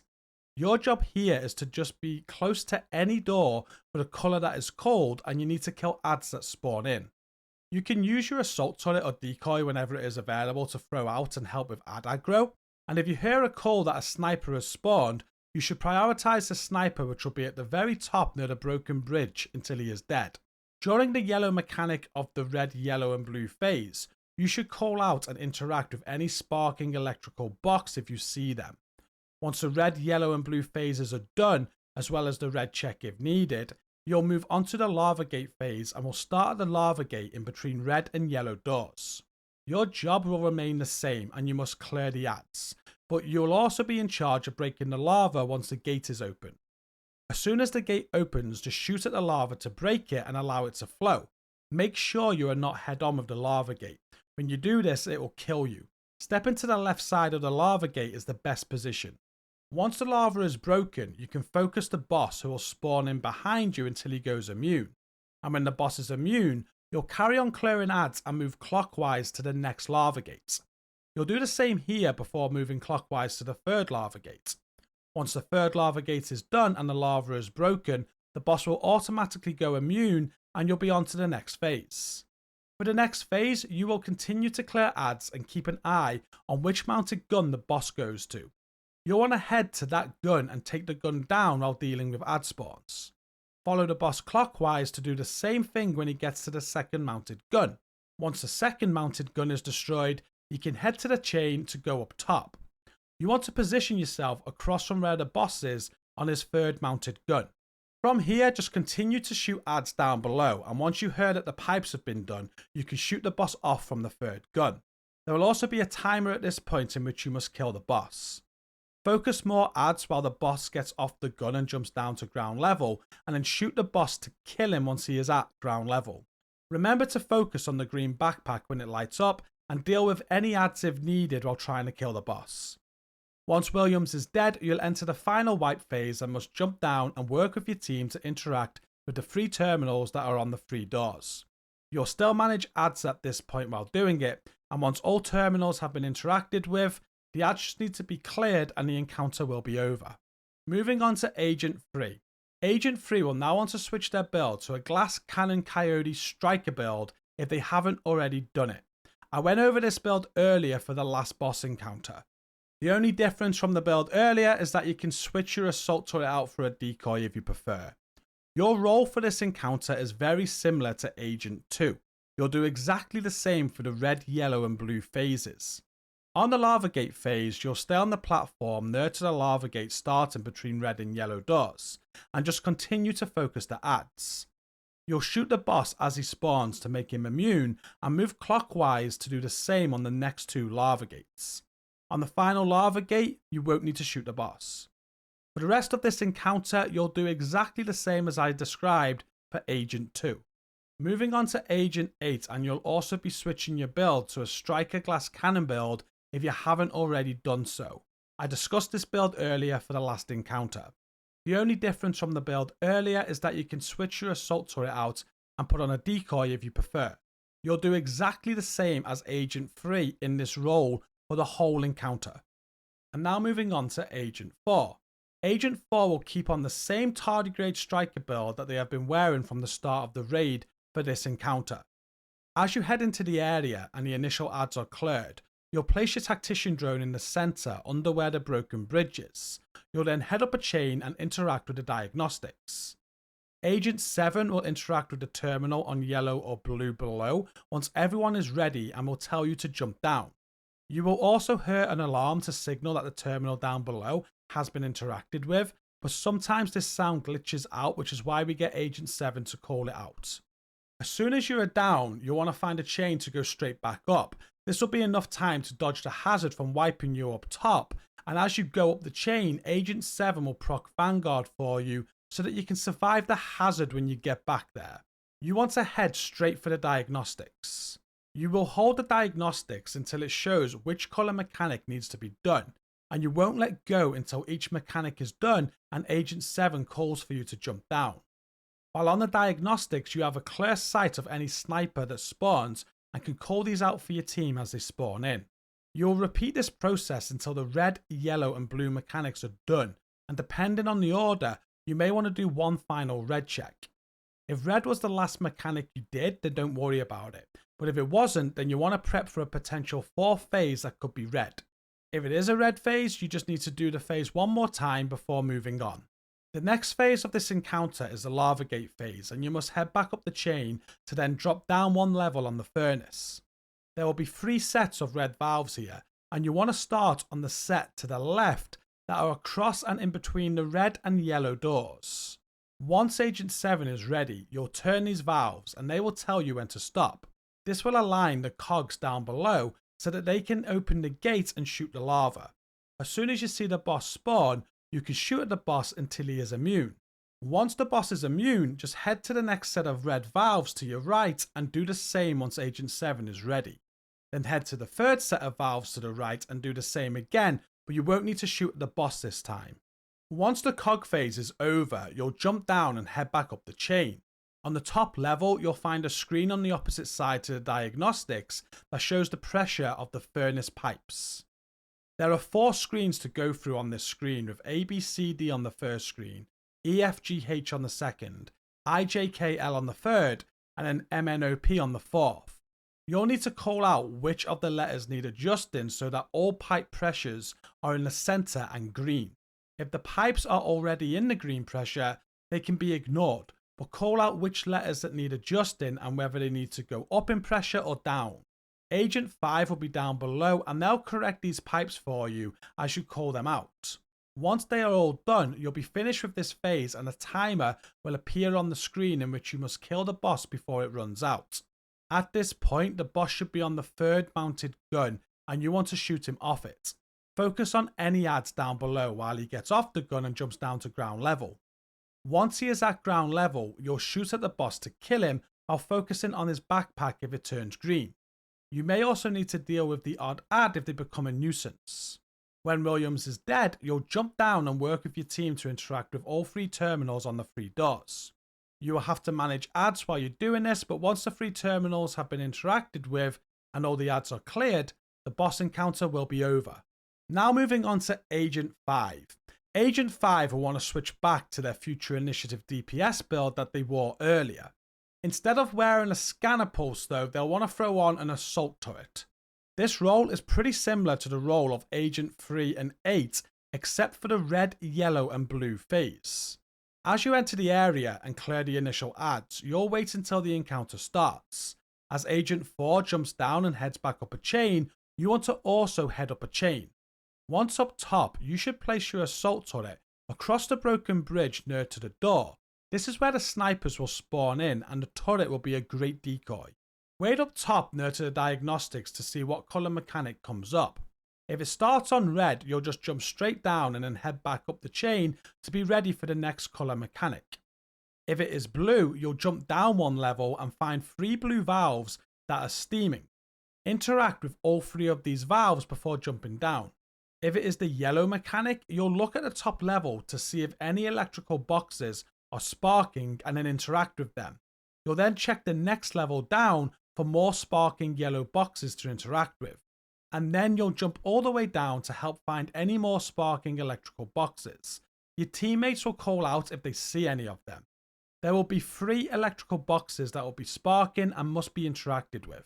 Once the red, yellow and blue phase is done, you will continue with the encounter and do exactly the same as I described for Agent 3 and Agent 8. The only difference is when the boss spawns on the lava gate phases. You will want to equip your grenade launcher and fire 2 shots at the boss on each of his spawns. This will destroy any Seeker foam mines that he has so your team don't get stuck. And also, once your turret is out, you want to keep 1 eye on the sniper spawns and call them out when they spawn. And now we move on to Agent 7. Agent 7 will continue to wear the same hazard protection tank build as they worn for the Fieser encounter. All they'll want to do is take off the Scorpio and equip a Mosquito exotic sidearm. As you enter the area, your team will clear the initial ads and you'll want to find which terminal on yellow or blue door is active. Agent 4 can also let you know which one. Once the team is ready and in position, you will interact with the terminal and tell Agent 4 to jump down. You'll then head to the terminal on red to be ready in case red is the first mechanic of the red, yellow and blue phase. You will also want to make sure that you proc Vanguard for Agent 4 as they head back up the chain. For the red, yellow and blue phases, you'll just stand at whichever terminal is called out for either red, yellow or blue, and always be ready at red as your starting point until you know where you need to be. Once red is done, you don't need to worry about it and can just go to the terminal which is called out. Your job is just to interact with each terminal as the mechanics get done and tell Agent 4 to jump down. You'll proc Vanguard every time that Agent 4 goes back up the chain. Once all 3 colours are done, you may need to do 1 final red phase. If the red mechanic was the last one to be done and you don't need to worry about it, but if it wasn't, you will head to the red terminal 1 final time in case the next phase is red again. If it is, you will interact 1 more time with the red terminal before moving on with the encounter. You will now be free to proc Vanguard whenever you have it available to give your team some bonus armor. The next phase of this encounter is the lava gates, and you'll want to head to the lava gate that is in between the red and yellow doors on the platform. Agent 4 will head up, and once you're both ready, they'll start interacting with the red valves that spin the 2 cogs that you can see on the gate. You need to tell them to stop to get both cogs into place, and you are looking to align the gap on each cog with the yellow dot. The best time to tell Agent 4 to stop on each cog is when the cog is 1 turn away from the yellow dot, and it will align perfectly. With both cogs in place, there'll be 2 light bulbs that you need to shoot out, and once you shoot these out, the lava gate will open.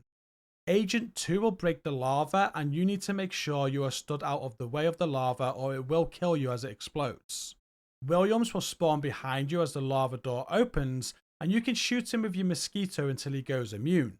Once Williams is immune, just move around the room clockwise to the next lava gate and do the same again. After the second gate, you'll move around the room clockwise to the third gate and do the same, but you won't need to shoot the boss this time as he'll go immune as soon as the lava gets broken. With all 3 lava gates done, you'll want to protect Agent 5 who'll be on the platform working on the furnace pressure with Agent 4. Just try and take any aggro that they get, especially from the boss as he goes onto the mounted guns. Once Agent 4 and 5 are done with the pressure phase, the boss should be on his 3rd mounted gun and you'll want to head towards him. Your team will bring him off the gun and he'll jump down to your level. Your job will be to shoot Williams with the mosquito and get him in a good position for your team. The outer wall area is the best. You should also switch to your lefty once you have aggro to use a grenade and proc sledgehammer. Just make sure that Williams isn't near any interactables like the ammo boxes. Once Williams dies, he will drop a key and you need to pick this key up.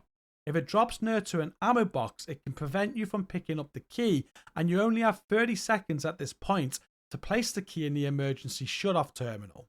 With Williams dead and the key picked up, you need to head to a chain and go up top. Next to the diagnostics is an emergency shut-off terminal you'll be able to interact with as long as you have the key. Once you interact with it, your team will be able to interact with all of the terminals that are at red, yellow and blue doors. All this needs to be done within 30 seconds of when Williams dies, and you just clear any remaining ads to finish the encounter. And finally, we have the final role to cover for this encounter, which is Agent 6. You'll be switching back to the True Patriot healer build that you used on the first boss encounter, Grey.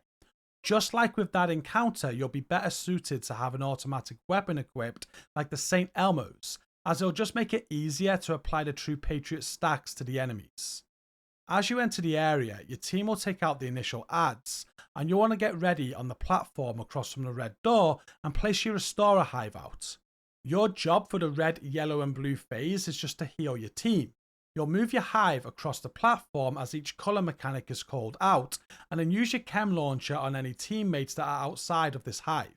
If Agent 4 needs a heal up above, you are able to fire a chem launcher just underneath where they're standing and it will heal them. If you have the time, you can also shoot the boss as he spawns on each of the doors to try and proc the True Patriot red stack, but to be honest, it isn't that important here. Once the red, yellow and blue mechanics are done and a final red check if needed, you'll move on to the lava gate phase. You will continue to heal your squad and will move your hive to the area on the platform between red and yellow doors where the first gate is that the team will work on. Just heal your team through this phase as they head clockwise to do the next 2 gates and move your hive with you. Once all lava gates are done, you'll be on the next phase of the encounter and you'll again just be healing your squad. Keep one eye on where the boss spawns and what mounted gun he goes on. You'll want to place your hive on the platform across from where he is on the gun and just heal from there. As the boss comes off the gun, just head clockwise so that you can place the hive across from the next gun. And then once the boss comes off the second gun, you want to pick up your hive and grab a chain to go up top. At the top, you'll position yourself across from where the boss is on his 3rd mounted gun and place down your hive. The hive will keep everybody up top healed, and you will use the chem launcher to heal Agent 7, who will be down below tanking the boss. You need to also make sure that you shoot at the boss so that the red True Patriot stacks goes onto him as he leaves his 3rd mounted gun. Once the boss dies, just look after Agent 7 as they pick up the key and head to a chain. Once they head up the chain, you can hit an overcharge, and then you want to fire an overcharge chem down below on each of the 3 doors. This will make sure that the team all have their revive hives and heals as they are dealing with the final wipe mechanic. Once the team have finished the final wipe mechanic and all of the ads are clear, the boss encounter will be over. Before I move on from the Williams boss encounter, it does have a commendation called the Hex Machina Merit. The description for this is to destroy Major Williams mounted guns before fixing all steam pipes, then defeat him. This is a nice and easy commendation to get, and it doesn't change any of the strategy that I just explained to you. All you need to do is time things a little bit differently once you are doing the alphabet pressure phase and Williams is on his 3rd mounted gun. At this stage, you'll normally finish the pressures before you take Williams off of his 3rd gun. But all you need to do for this commendation is take Williams off of the 3rd mounted gun before you finish the pressures. Just have the diagnostics person call out once the last letter nut needs to be adjusted, and don't adjust it until the boss comes off of his 3rd mounted gun. And doing it this way will award you with the commendation once you go on and finish the boss encounter. You must finish the encounter for the commendation or you'll have to do it again. After the last boss encounter, you'll head to a sequence where you need to push forward and past a lot of foaming NPCs and switch off an electrical obstacle. There will be a door beyond this obstacle that needs to be shot out, and one of your team members needs to race past the ads to interact with a lever that will stop the Iron Horse train and put you into a cutscene. For this sequence, you'll want to have 2 players with hazard protection builds on, and the higher the hazard protection the better. You can use ensnare resistance mods if needed to help. You will open the shutter door and 2 people with the hazard protection builds will run straight ahead and follow the area around. The foaming NPCs will aim at them and there'll be foam traps on the ground, but with max ensnare protection, they will not bother you. There will be an obstacle on fire that you must climb over, and above this is 3 weak points to shoot at to release water and take care of the fire. With the fire out, both of you can jump over this obstacle and head to a generator with 2 switches that is found on the right side. You'll both need to hit the switches in sync and this will turn off the electric obstacle. While these 2 players are doing this, the rest of the team will head out of the door and go up the stairs on the left side. This will take you onto a platform with more foam traps and where the foaming NPCs are. Just run ahead and ignore the ads while breaking free of any foam. At the end, you'll drop down and wait for the electric obstacle to be turned off. You are able to shoot the door ahead through the electric. With the electric obstacle off and the door broken, one of you needs to rush past the ads and enter the room above to pull the lever. After the cutscene, all of the ads will disappear and you can get your 4th raid key. The 4th key can be found straight ahead of where you went through the electric obstacle by going through a gap and looking to the right. Colonel Morozova will be the final boss encounter of the Iron Horse raid, and you'll be happy to know it is far less mechanical when compared with the previous 2 boss encounters. Essentially, you and your team will need to deal with ad spawns while cancelling wipe mechanics with rockets. The main goal of this encounter is to destroy the Iron Horse train before killing Colonel Morozova. You will destroy the train by picking up keys and interacting with an autocannon to make it fire at the train. There'll be multiple phases where in between each of the phases, you and your team will have to enter the tunnel to dodge another wipe mechanic that we call the mortar phase. Once you have completed all phases and destroyed the train, Morozova can be easily killed and there'll be one final wipe mechanic. For the final wipe mechanic, you'll just fire one more rocket at the train and you'll enter a cutscene which will signal the end of the raid. The key areas to this fight are managing the ad spawns, managing the missile wipe mechanic, managing the keys and autocannon, staggering Morozova, entering tunnel phases, and then killing Morozova to enter the final wipe mechanic to finish the raid. Before you and your team go into the area, you'll open up a big shutter. There will be ads already in the area and you can kill them from the warehouse that you are in. With all the ads dead, you'll spot 2 rockets and a key that have dropped outside. The rockets will drop from rocket NPCs and the key will drop from the chunga.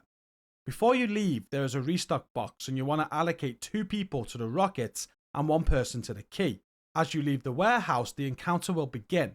The person allocated to the key will want to rush to the key and head to the autocannon where there is a charge zone. The autocannon will be timed to raise an alarm and fire while sweeping left or right, but if you charge the zone to 100%, you can use the key to interact with the autocannon and make it fire at the train when the alarm goes off. While this is going on, the 2 people allocated to the rockets will collect their rockets and take position while everyone else will take position and start clearing ads. There are ads that spawn in the left and right of the area, and these are the only 2 ad spawns except for the snipers on the train, the chungers that come out of the train, and then the 2 rocket NPC spawns. After the first key goes into the autocannon, it will fire off the cover to the leftmost mortar that is on top of the train. The first missile wipe mechanic will now start. The 2 people with rockets will have to fire their rockets at the missile and bring down its health bar. There is a bug where a rocket may not spawn back in if both rockets hit the missile at the same time, so try and make sure you time it so the rockets hit at different times and are staggered.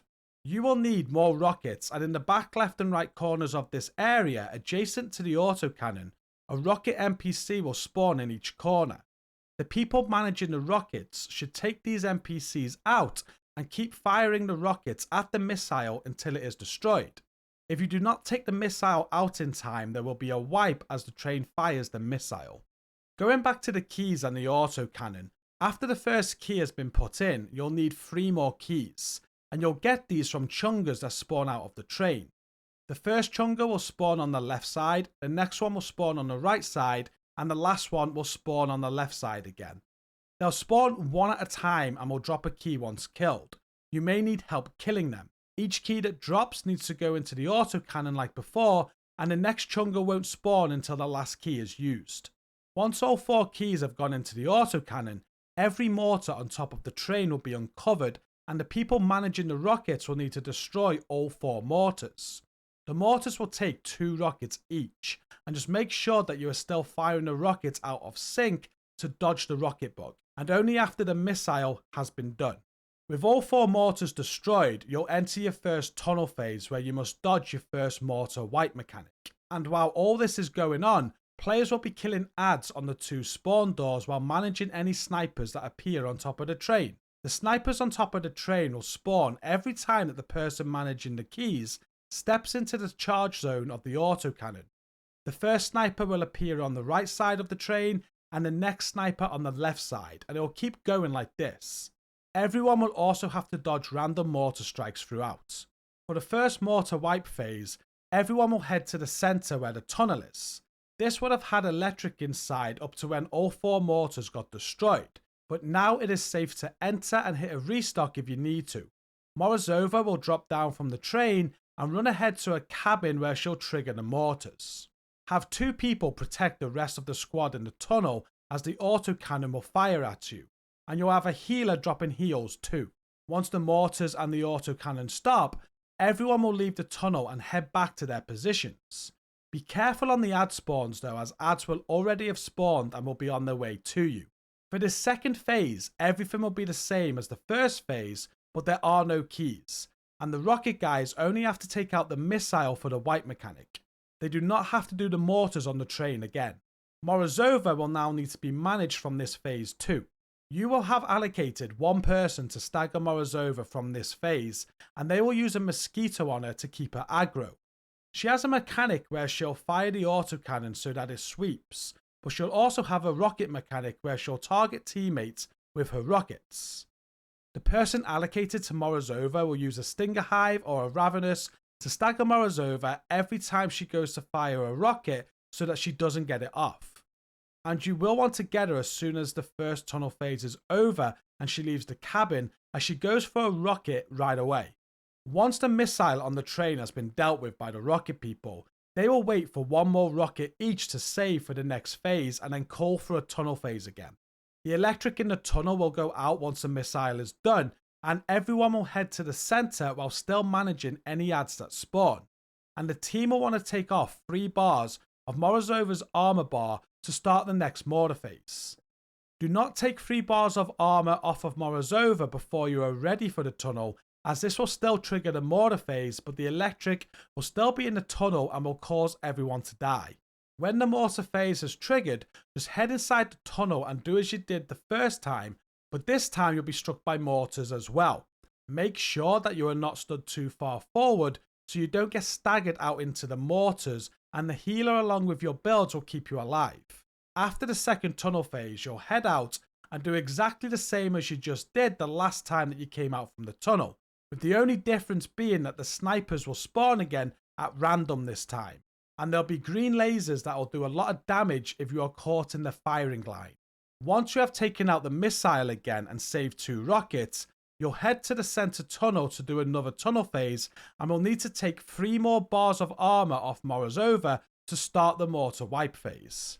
This mortar phase will be the same as before, but when you exit this time, you'll be entering your final phase. Everyone will keep doing what they have been doing for the last 2 phases after coming out of the tunnel, but there will be a chunga that spawns on the right side of the train. This chunga needs to be taken out quickly, and then the key person will pick up the key and do the same as they did earlier by charging up the autocannon and making it fire at the train. You will need 3 keys this time, and your next chunga will spawn on the left side, while the last chunga spawns on the right. While the keys are getting done, the rocket people will again take care of the missile wipe phase, and then save a rocket each before joining in and helping with ad control. With all 3 keys in on the autocannon, the Iron Horse train will be destroyed, and you must call for one final tunnel phase. Head to the center while still covering ads and Morozova's rocket mechanic, and this time you'll want to bring down her armor until it is gone. This will trigger the final mortar phase, and once you come out of the tunnel, you'll be able to kill Morozova. When she dies, you'll have to fire 1 more rocket at the missile that spawns to stop the last wipe mechanic, and this will finish the Iron Horse raid. During a cutscene, you'll see that the cannon from the train will drop to the floor, and after the cutscene is done, you can go and search the cannon for the 4th backpack trophy, which will be the Iron Horse trophy. You will also get a mask for completing the raid and 2 exotic projects to make a start on getting your exotic Regulus. There will be 4 projects in total, and once they are complete, you can run the Iron Horse raid again to collect the parts for the exotic Regulus, so that you're able to craft it once all parts have been collected. There will also be a chance of getting the exotic Ravenous from the chest inside the cabin where Morozova was going, and your 5th key will drop on your loot piles. I am now going to go over my strategy for this final boss encounter, and like I've done throughout all the other boss encounters, I'll show you all of the 8 roles that I get my team to do along with their builds, starting with Agent 1. For this final boss encounter, you'll be switching your build to the Key Stagger Tank build and will take on the Key Tank role. The build looks like this. We've got the Firewall specialization and then the Scorpio exotic weapon as the primary.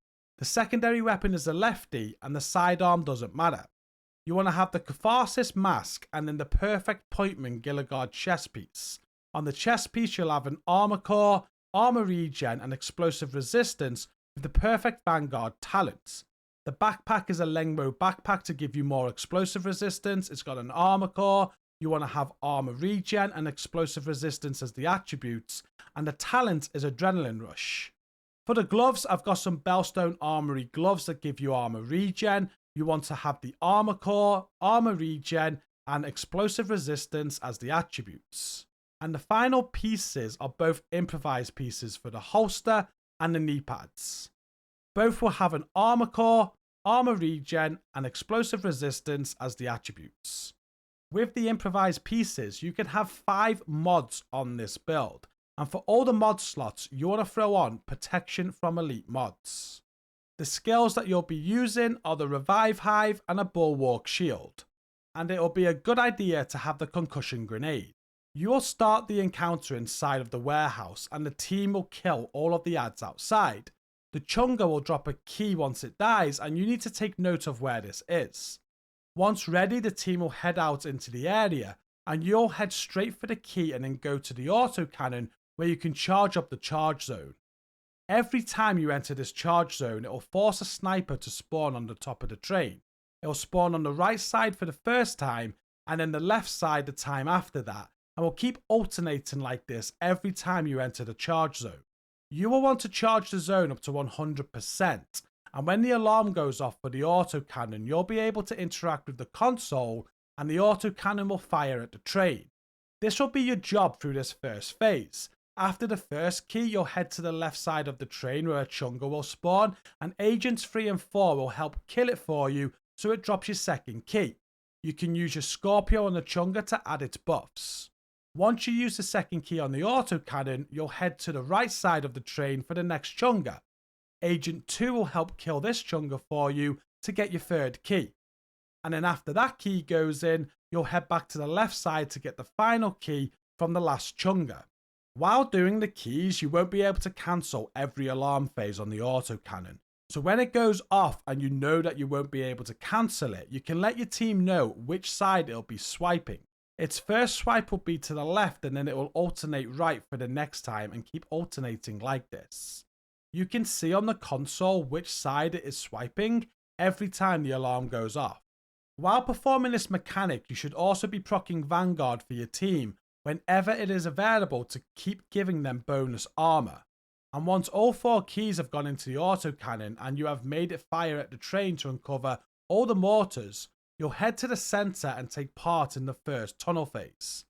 During every tunnel phase, you'll stand to the left side just behind the restock box and cover your team with your shield.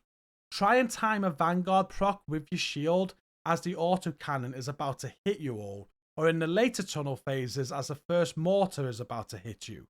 Once the mortar wipe phase has stopped and the autocannon stops firing at you, you'll exit the tunnel for the second main phase. There isn't much for you to do here, so just hang around the ad spawn that Agent 2 is covering and shoot at the ads with your Scorpio while proccing Vanguard whenever you are able to. When the next tunnel phase is called, you'll head to the center and get ready for it. Once Morozova goes immune, you will enter the tunnel, and this tunnel phase will be the same as the first, but you will have to contend with mortars hitting you as well. As long as you are behind a restock box, the mortars will not be able to stagger you out of the tunnel. As you exit this time, you'll be onto your third main phase, and this time you'll just want to stand in the center of the area and proc Vanguard for your team. Snipers will spawn at random on the train on this phase, so just watch the 2 spawns and call them out as they spawn. Keep doing this until the next tunnel phase is called, and then go and do your third tunnel phase. When you exit the tunnel this time, it will be onto the final main phase, and you'll be back onto keys. As you exit the tunnel, head left to where Agent 2 is covering their ads, and a chunga will spawn as you exit. This chunga needs to go as soon as possible, so shoot at it with your Scorpio while other agents help you kill it. Once the key drops, you'll be doing the same as earlier when you're putting the keys into the autocannon for it to fire at the train. You'll need to place 3 keys this time, and your next key will drop from a chunga that spawns on the left side of the train before the third key that drops from a chunga that spawns on the right side of the train again.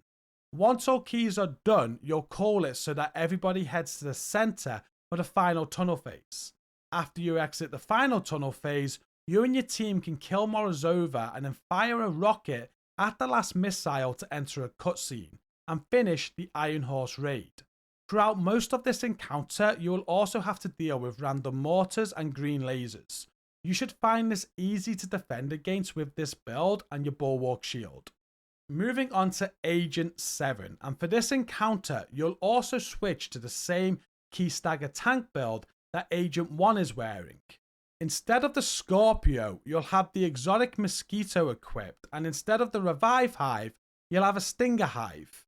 If you want, you can also take off the Vanguard chest and replace it with an Unbreakable chest, but this isn't needed, and if you keep Vanguard, you can just help Agent 1 proc Vanguard throughout the encounter if they forget to. As you head into the area after the initial ad clear, you'll not have a lot to do, so just head over to the ad spawn where Agent 2 is and shoot at their ads with your Mosquito. Once a tunnel phase is called, you'll head to the center and get ready for the first tunnel phase. As you go inside, you'll stand to the right of Agent 1 and shield your team from the autocannon that fires at you. You can try and time a Vanguard so that you give it your team just before the autocannon strikes you all, or on future phases just before the first mortar hits you. After the first tunnel phase, you'll head out of the tunnel for the second main phase, and you need to rush to Morozova, who will come out of the cabin next to the autocannon. You'll want to take her aggro by firing the mosquito at her and get ready for her first rocket attempt that she'll do right away. As she is about to do a rocket, you'll see the rocket symbol on her and she'll drop to her knee. You want to drop your stinger hive, which will stagger her and stop her from firing the rocket.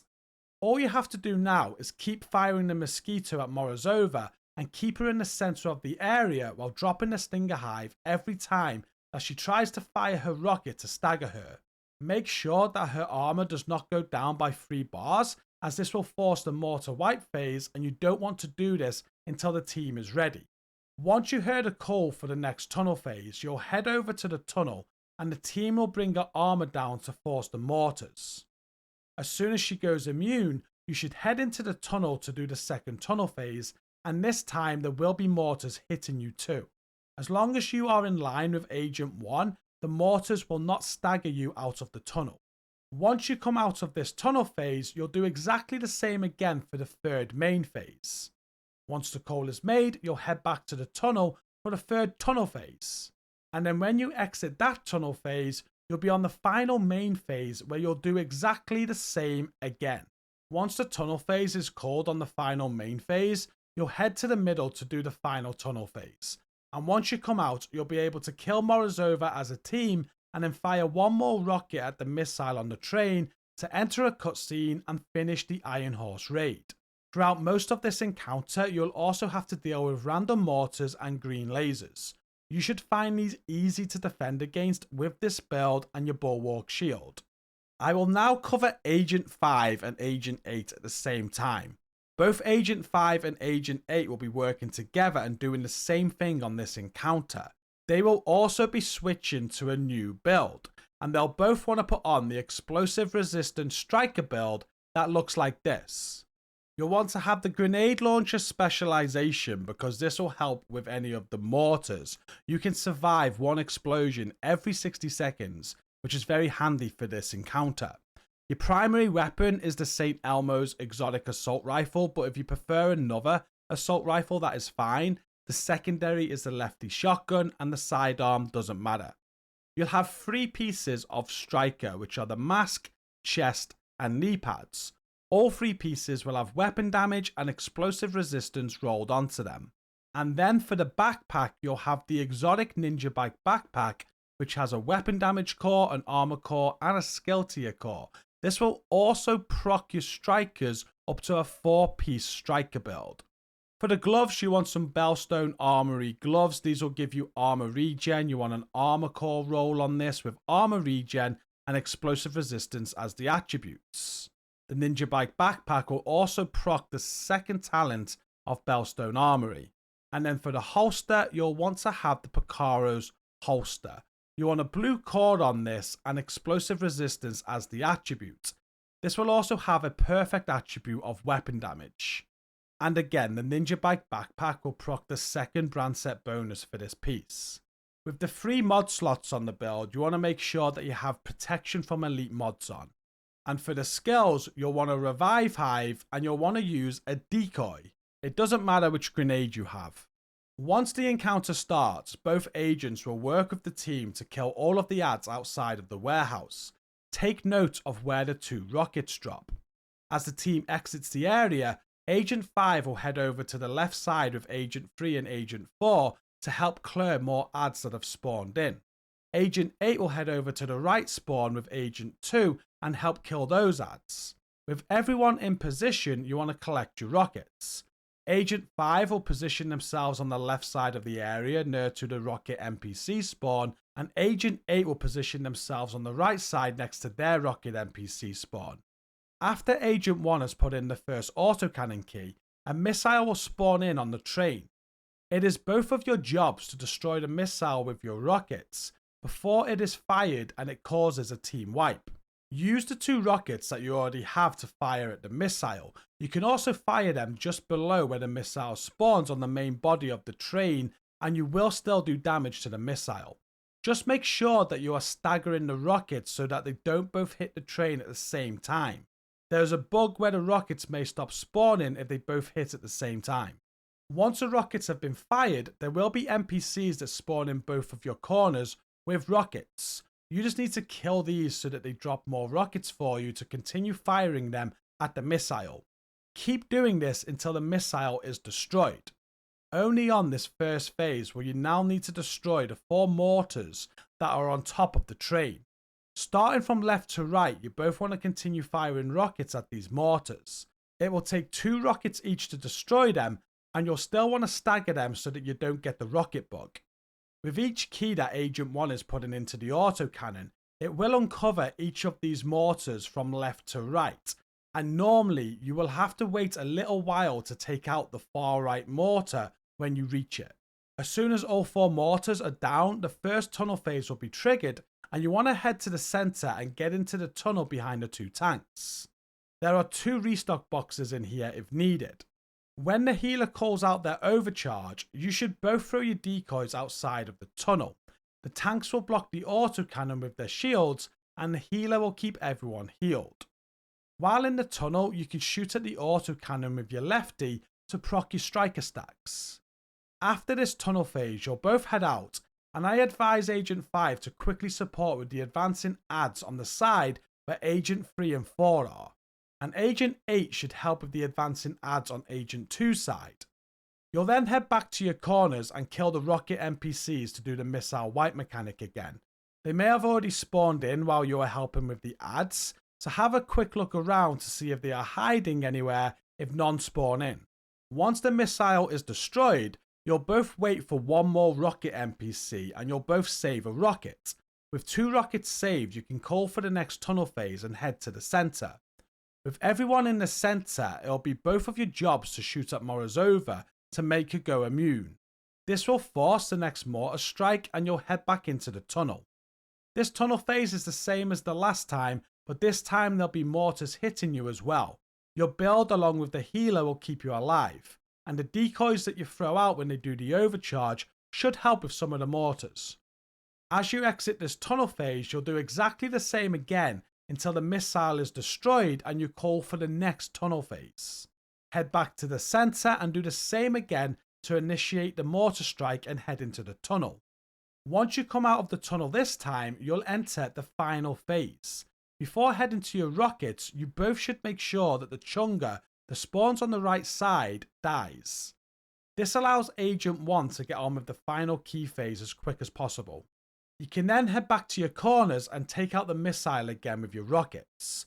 Once the missile is destroyed, you'll again save rockets, but this time you'll be waiting for Agent 1 to finish all of the keys before you head to the center. While you wait, you can both just float and support with any adds and chungas. Once Agent 1 is done, they'll call for everybody to go to the center, and once everyone is there, you both can shoot Morozova to make her immune for 1 final tunnel phase.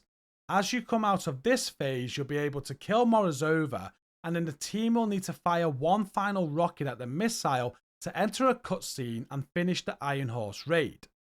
Throughout most of this encounter, you will also have to deal with random mortars and green lasers.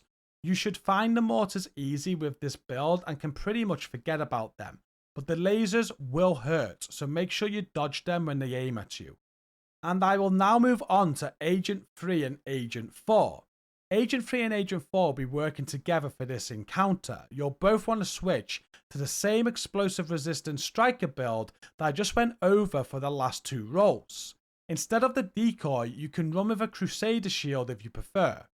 At the start of the encounter, you'll help clear all of the adds outside of the warehouse. Once they are clear and everyone heads outside, you'll both want to make your way over to the far side of the area. Adds will already have spawned in by the time you get there, so you'll need to deal with them along the way. Once done, you both want to just take some cover near to the ad spawn door and cover adds that come out. There will be a sniper that spawns on the top left side of the train, and it is both of your jobs to kill this sniper every time that it spawns. It is also very easy to keep your striker stacks up here by shooting the train with your lefty in between ad spawns. You both will just manage these adds until the tunnel phase is called while helping with the chunga when it spawns on the left side. When the call is made, you will head to the center and no more ads will spawn, but only for this phase. In the tunnel, just take cover behind the tanks and the healer will keep you healed. You can use your lefty to stack your strikers by shooting the autocannon while inside the tunnel. When you exit the tunnel, you both will head back to your position, but be careful as ads are already on their way to you. Take care of these ads as you go back and do exactly the same thing again. On this phase, there will be no snipers. When the next tunnel phase is called, you'll head to the center, but this time your ads will still spawn in, and you need to make sure that you keep an eye on them and keep them covered while you go to the center area. In between the spawns, you can help with damage to Morozova, and as soon as she is immune, you'll enter the tunnel. The next tunnel phase is the same as before, but now there will also be mortars striking you. Your build will deal with them though, and the healer will keep you healed. You will exit the tunnel again and do exactly the same as you did on the last phase, but snipers will start spawning again. There will be another tunnel call, and you will both do the same again for this tunnel phase. Once you come out of the tunnel this time, you'll be on the final phase. As you are heading back to your position, and once your ads are clear that are approaching you, you both should just look over to the right side and fire some shots at the Chunga if he is still alive. With that Chunga dead, you'll then just be doing the same thing again until the next tunnel phase is called. And there will be one more Chunga spawn on the left side that you can help with. Once that tunnel phase is called, just go to the center and do the same again for the final tunnel phase. And then as you exit this time, you'll be able to kill Morozova and then fire one final rocket at a missile to enter the cutscene. This cutscene will signal the end of the Iron Horse raid. Throughout most of this encounter, you will also have to deal with random mortars and green lasers. You should find the mortars easy with this build and can pretty much forget about them, but the lasers will hurt, so make sure you dodge them when they aim at you.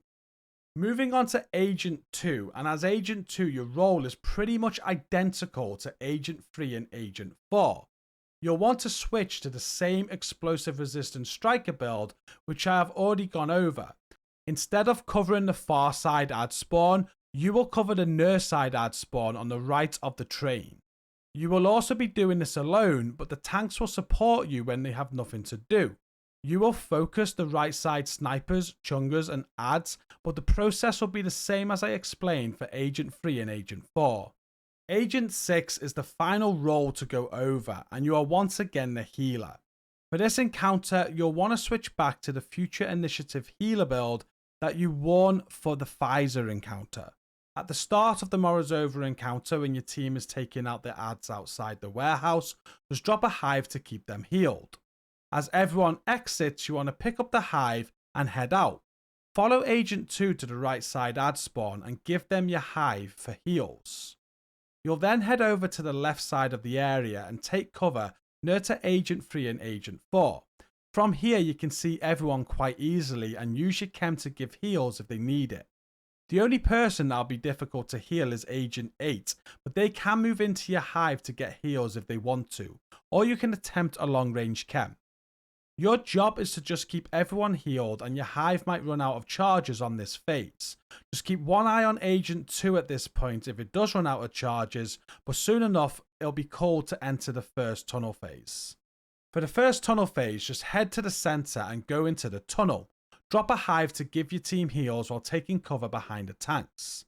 As you come out of the tunnel, you'll want to place your hive with Agent 2 again and then go back to your position on the left side with Agents 3 and 4.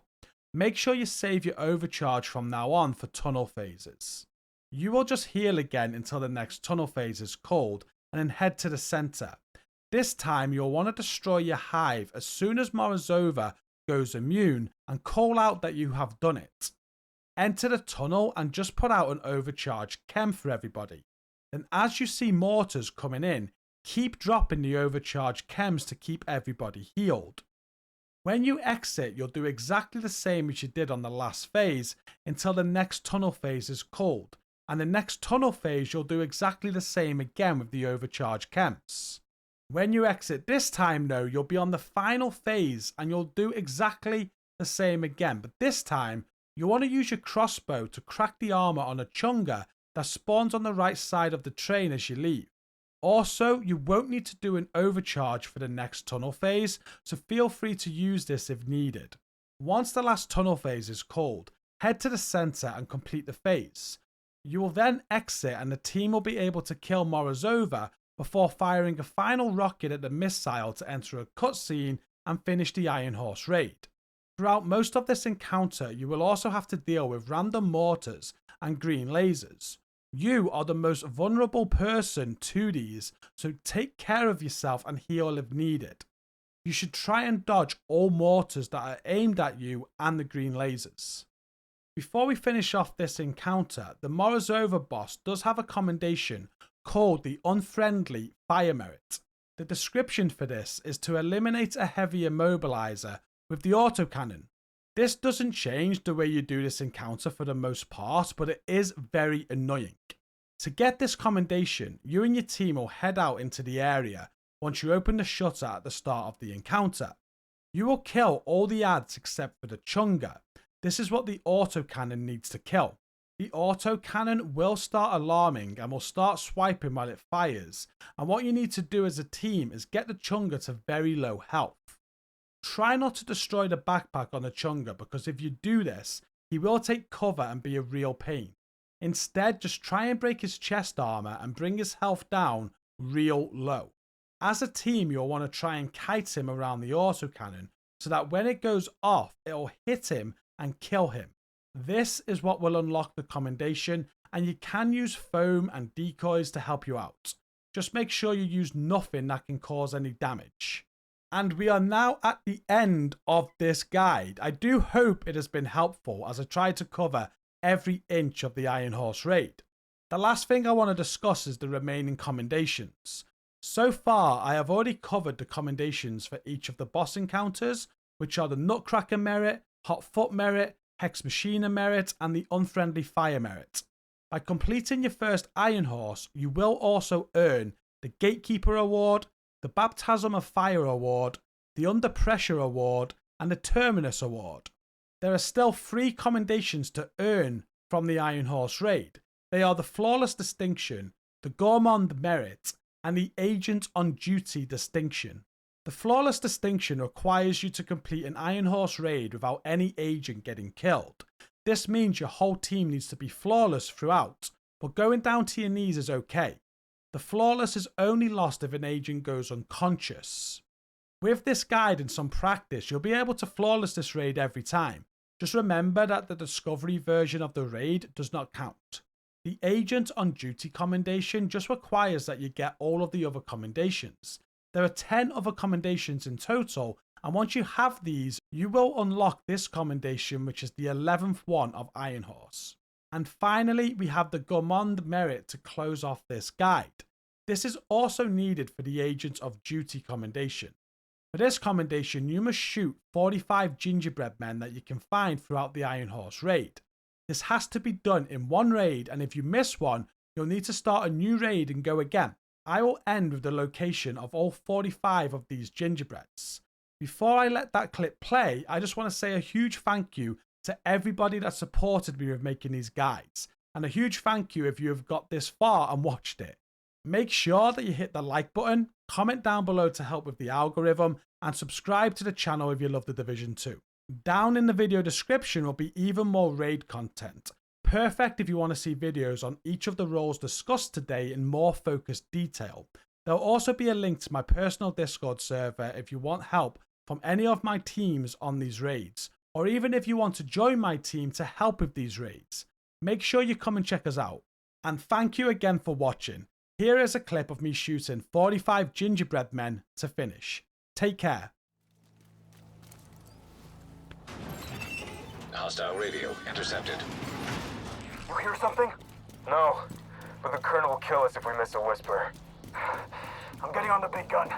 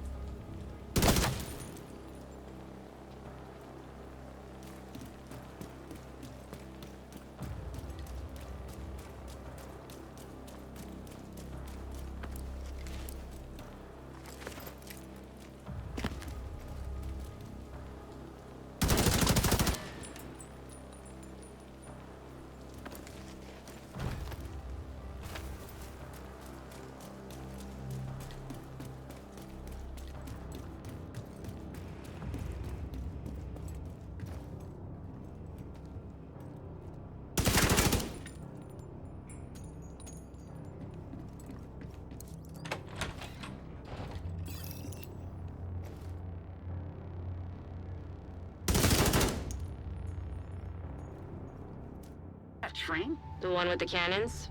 Yeah, I see it. You know where it's headed? Those tracks go through the forge. Anything in there we can use against it? A bunch of molten iron, I guess. We can work with that.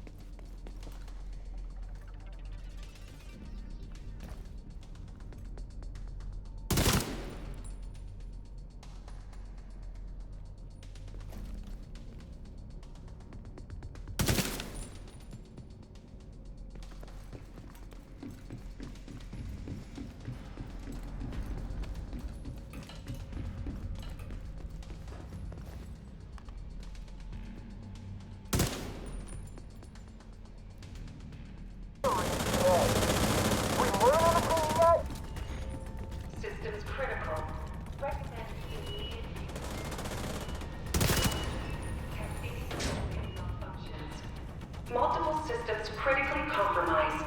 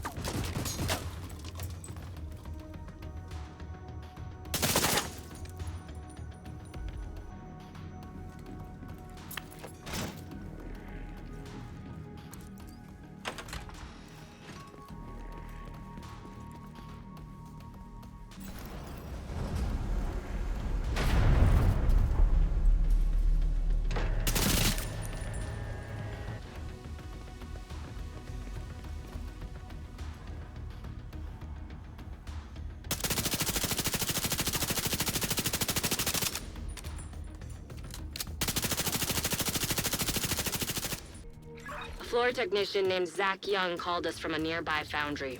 The True Sons took over a couple months ago, but he managed to escape. We told him to go radio silent. I'll try to get a hold of him while you investigate the site. Hostile radio intercepted. You hear something? No, but the Colonel will kill us if we miss a whisper. I'm getting on the big gun.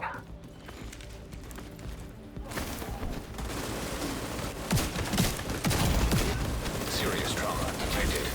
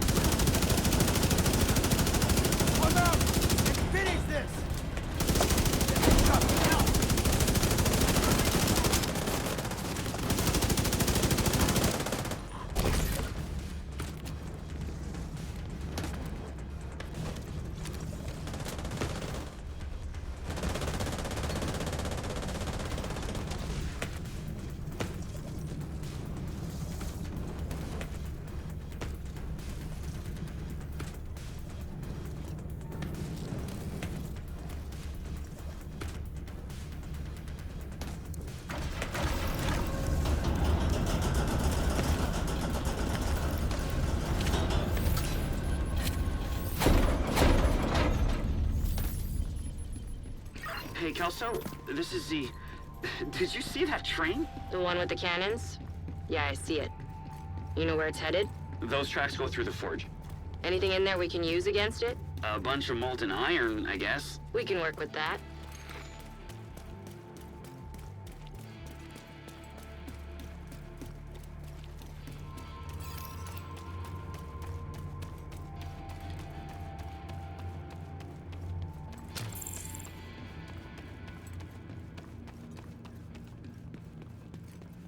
You should get to the control room.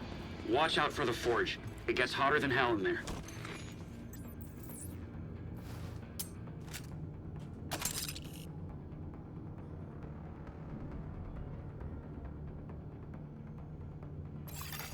Hostile radio intercepted. Lieutenant Gray failed me. I recommend you do not. They don't stand a chance against me, Colonel.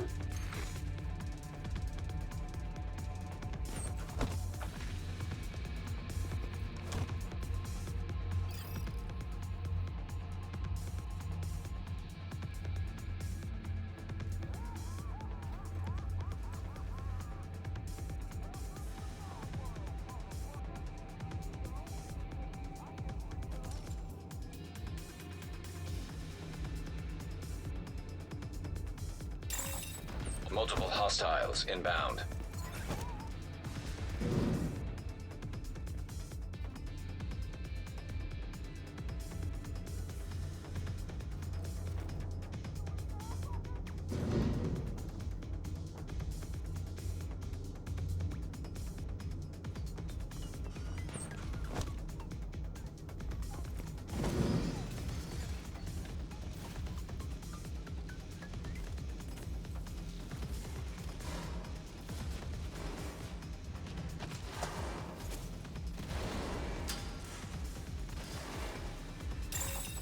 Multiple hostiles inbound.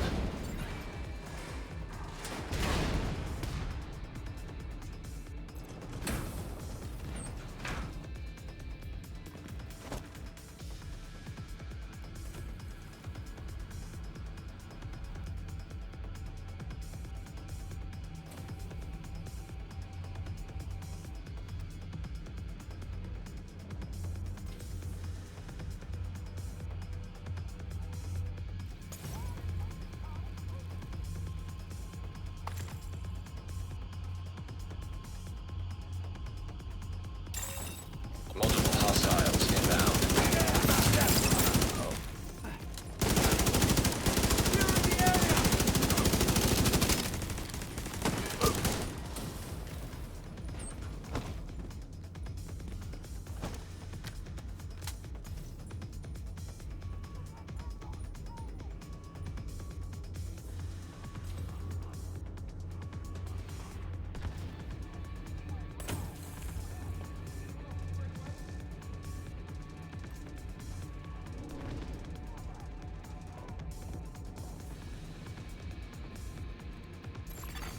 Hostiles detected.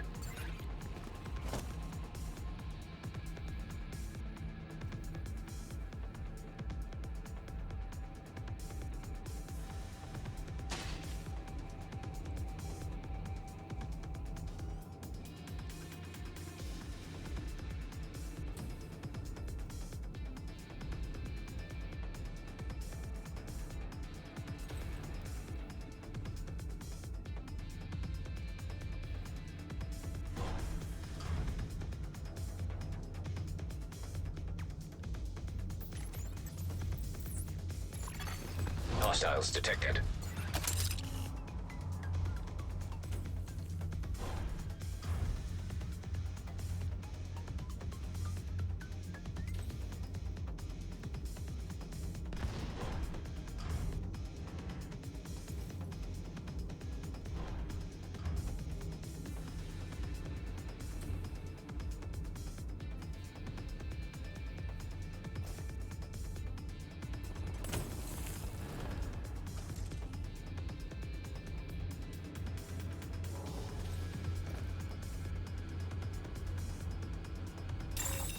Multiple hostiles inbound.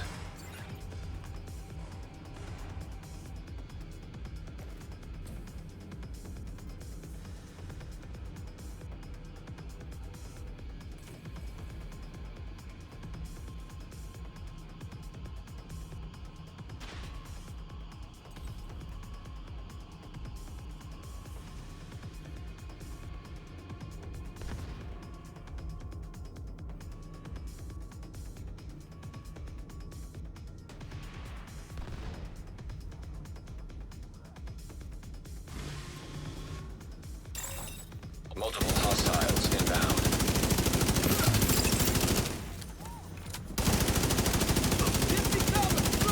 Think you can take me?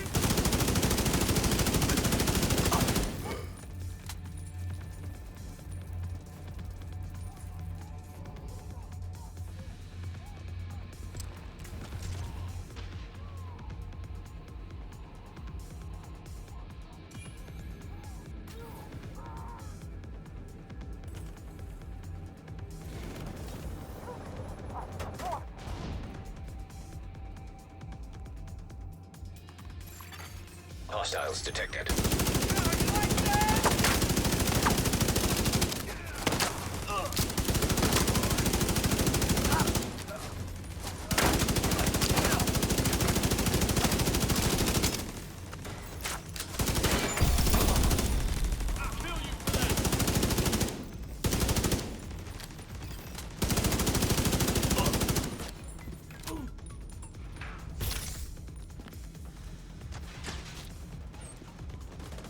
The True Sun's cannon is destroyed, but we're not done yet. Zach, where can we find Colonel Morozova? The main furnace. Safest route is through the aqueduct.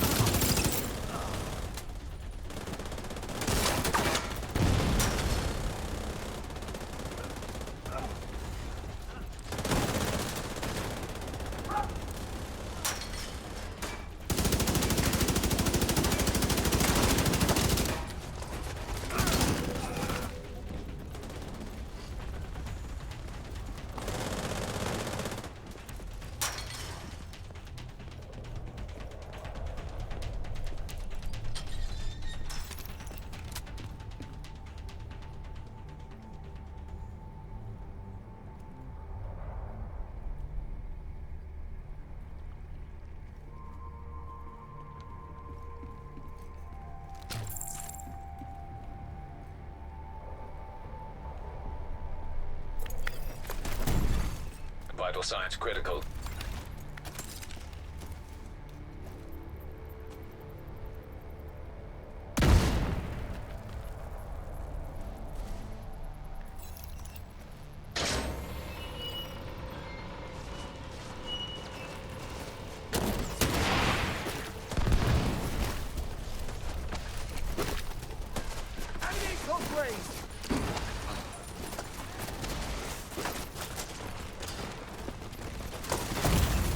Immediate medical assistance needed.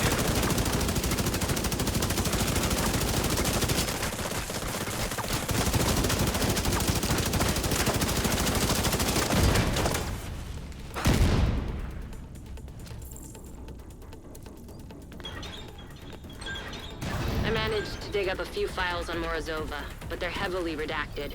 I don't know who she is or even who she was, but my gut tells me she was mixed up in some high-level political bullshit.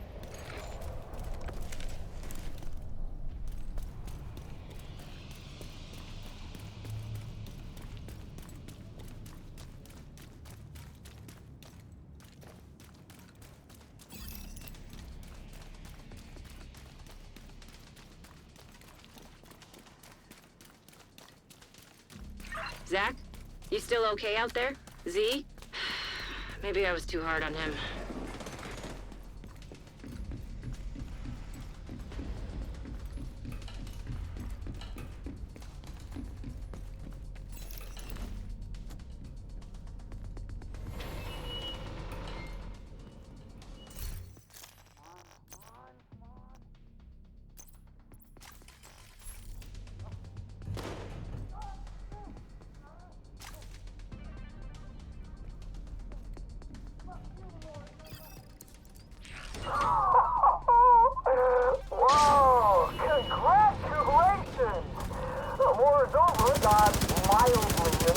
and he got very It's dead. me. Prep the train. I'm on my way. Systems critical. Recommend immediate reboot. Caution. Cascading failsafe malfunctions. Systems critically compromised.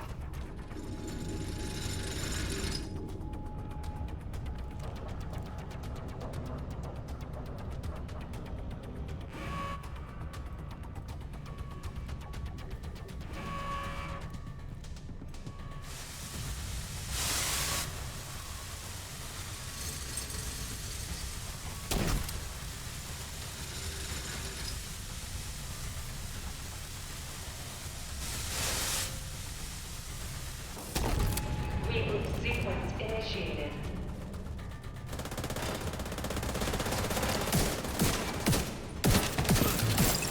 Hazard alert. Diagnostic tool constructed. The famous division!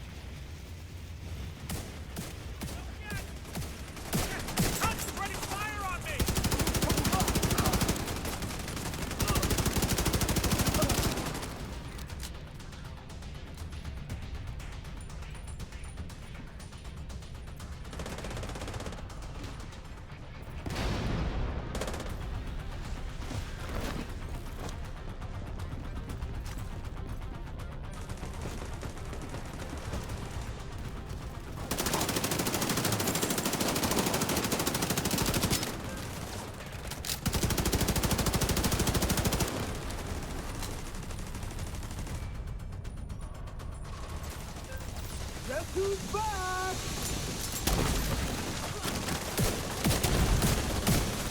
So boring!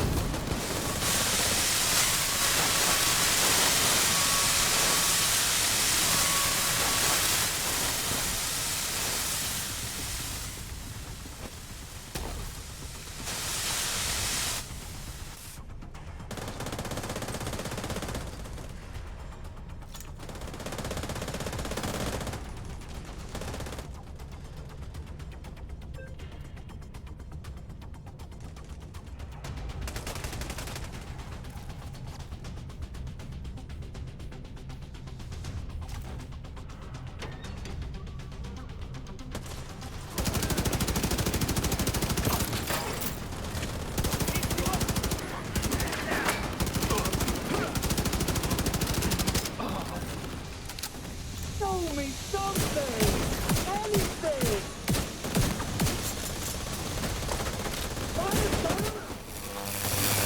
Immediate purge required.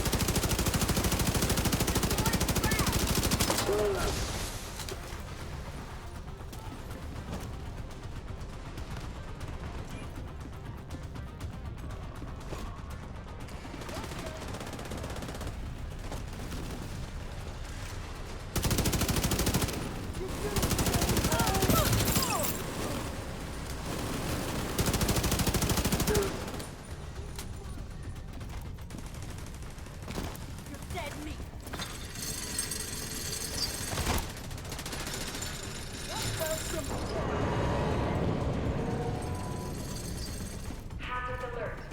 Multiple system failures detected. You can't stop it! Surrender or die! Why is that so hard for you to understand?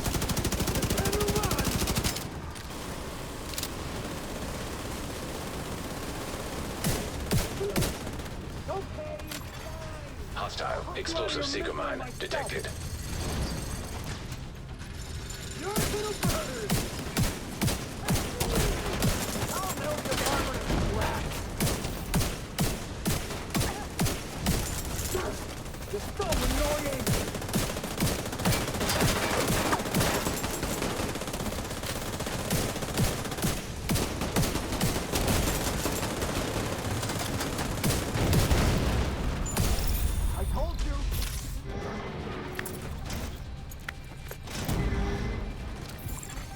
Serious trauma detected.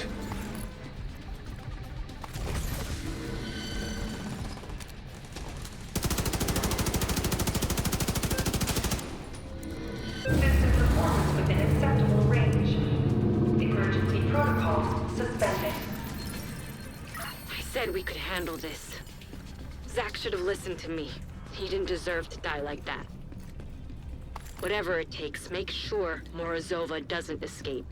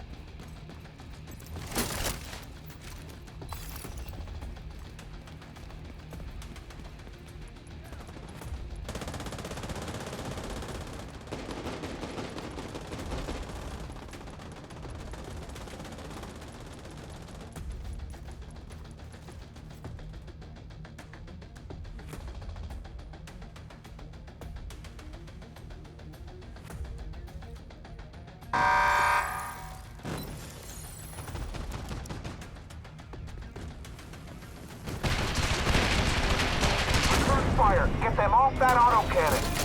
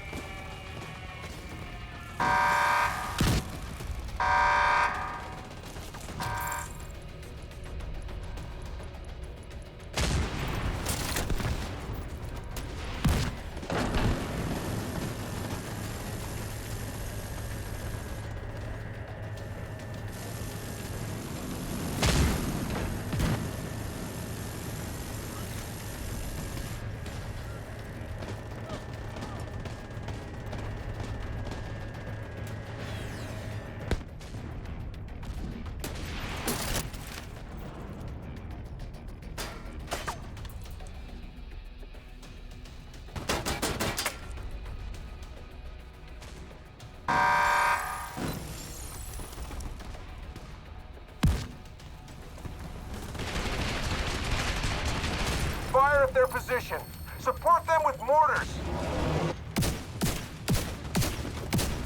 Mortar down.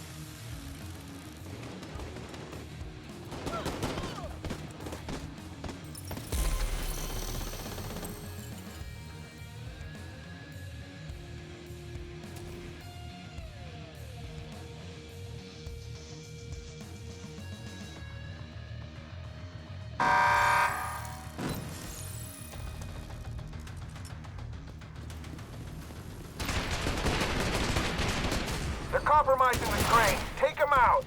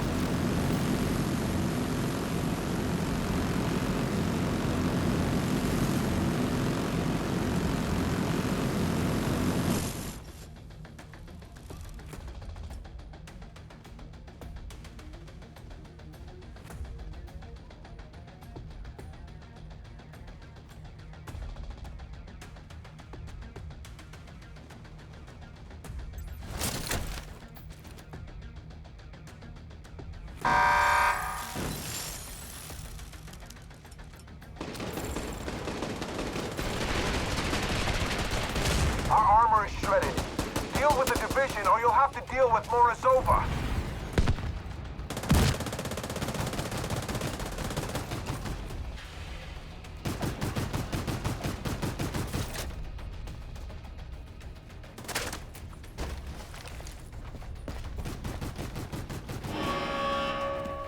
Launch missiles on my mark.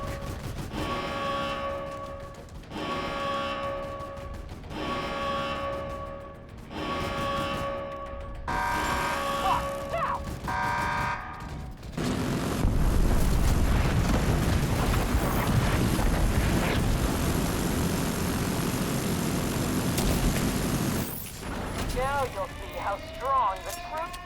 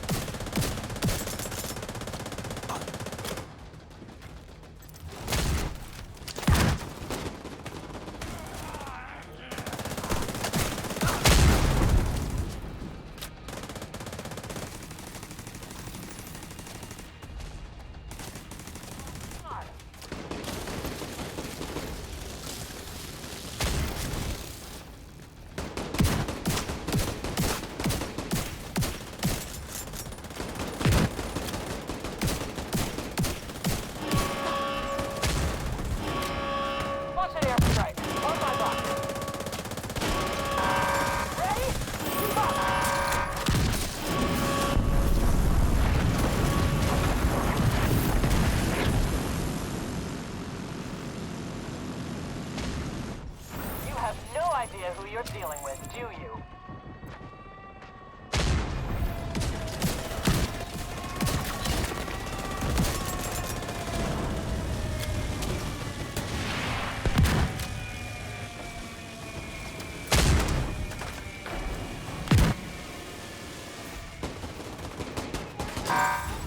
Automated defenses detected. Caution advised.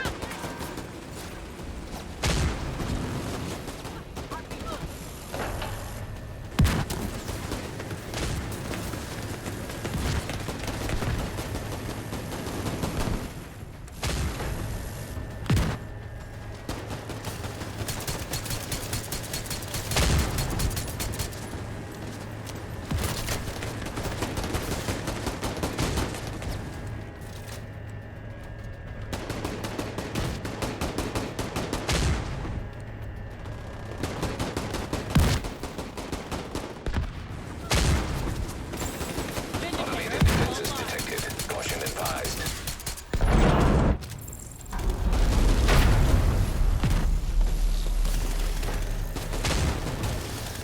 You can't protect the White House forever.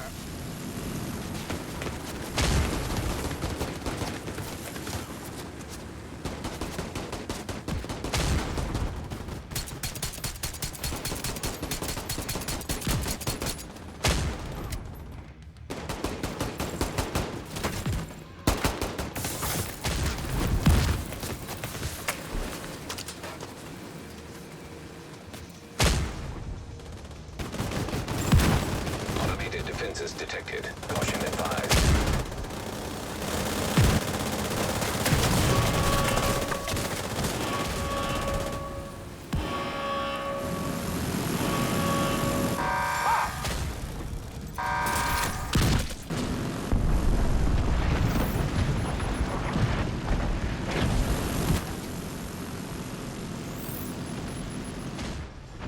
Now you'll see how strong the truth.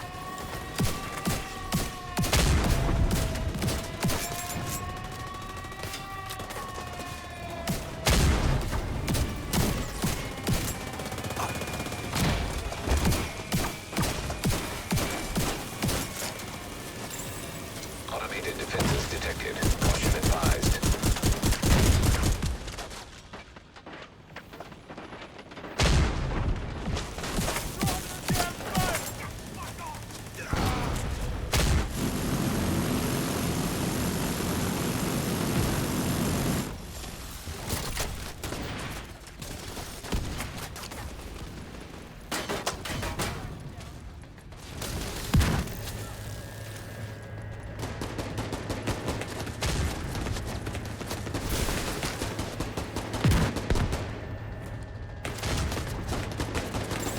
Automated defenses detected. Caution advised.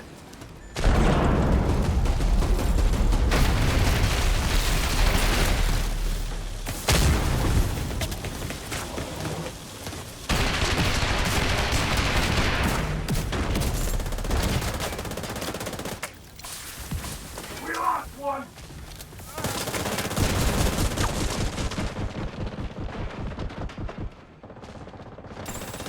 Automated defenses detected. Caution advised.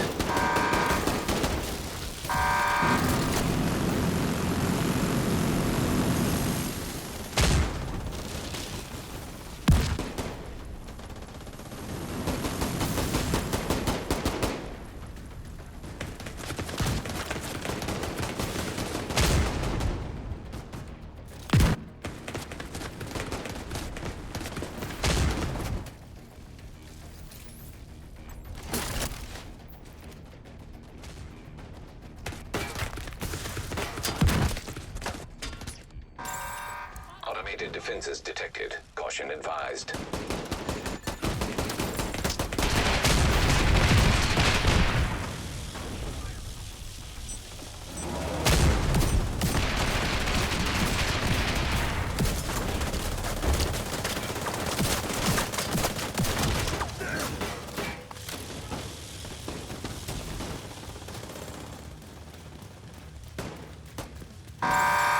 Automated defenses detected. Caution advised.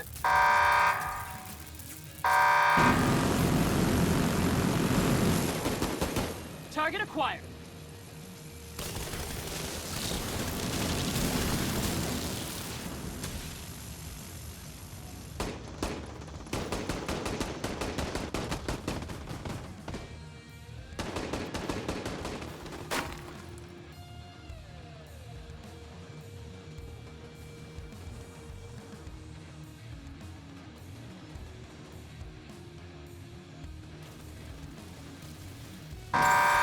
Automated defenses detected. Caution advised.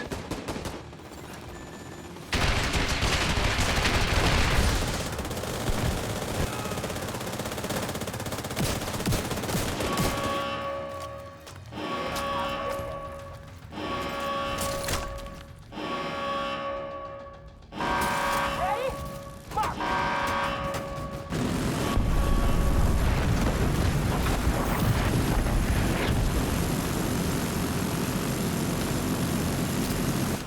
You came all this way. Fail.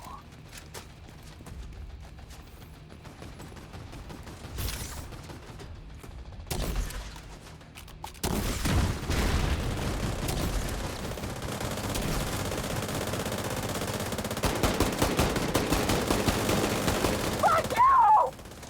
I can't! Die!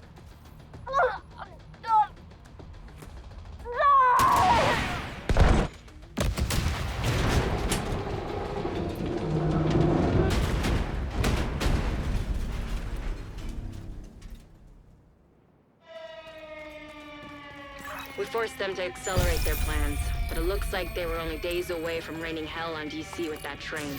The True Sons could easily have been reborn right here if it wasn't for you. And Z.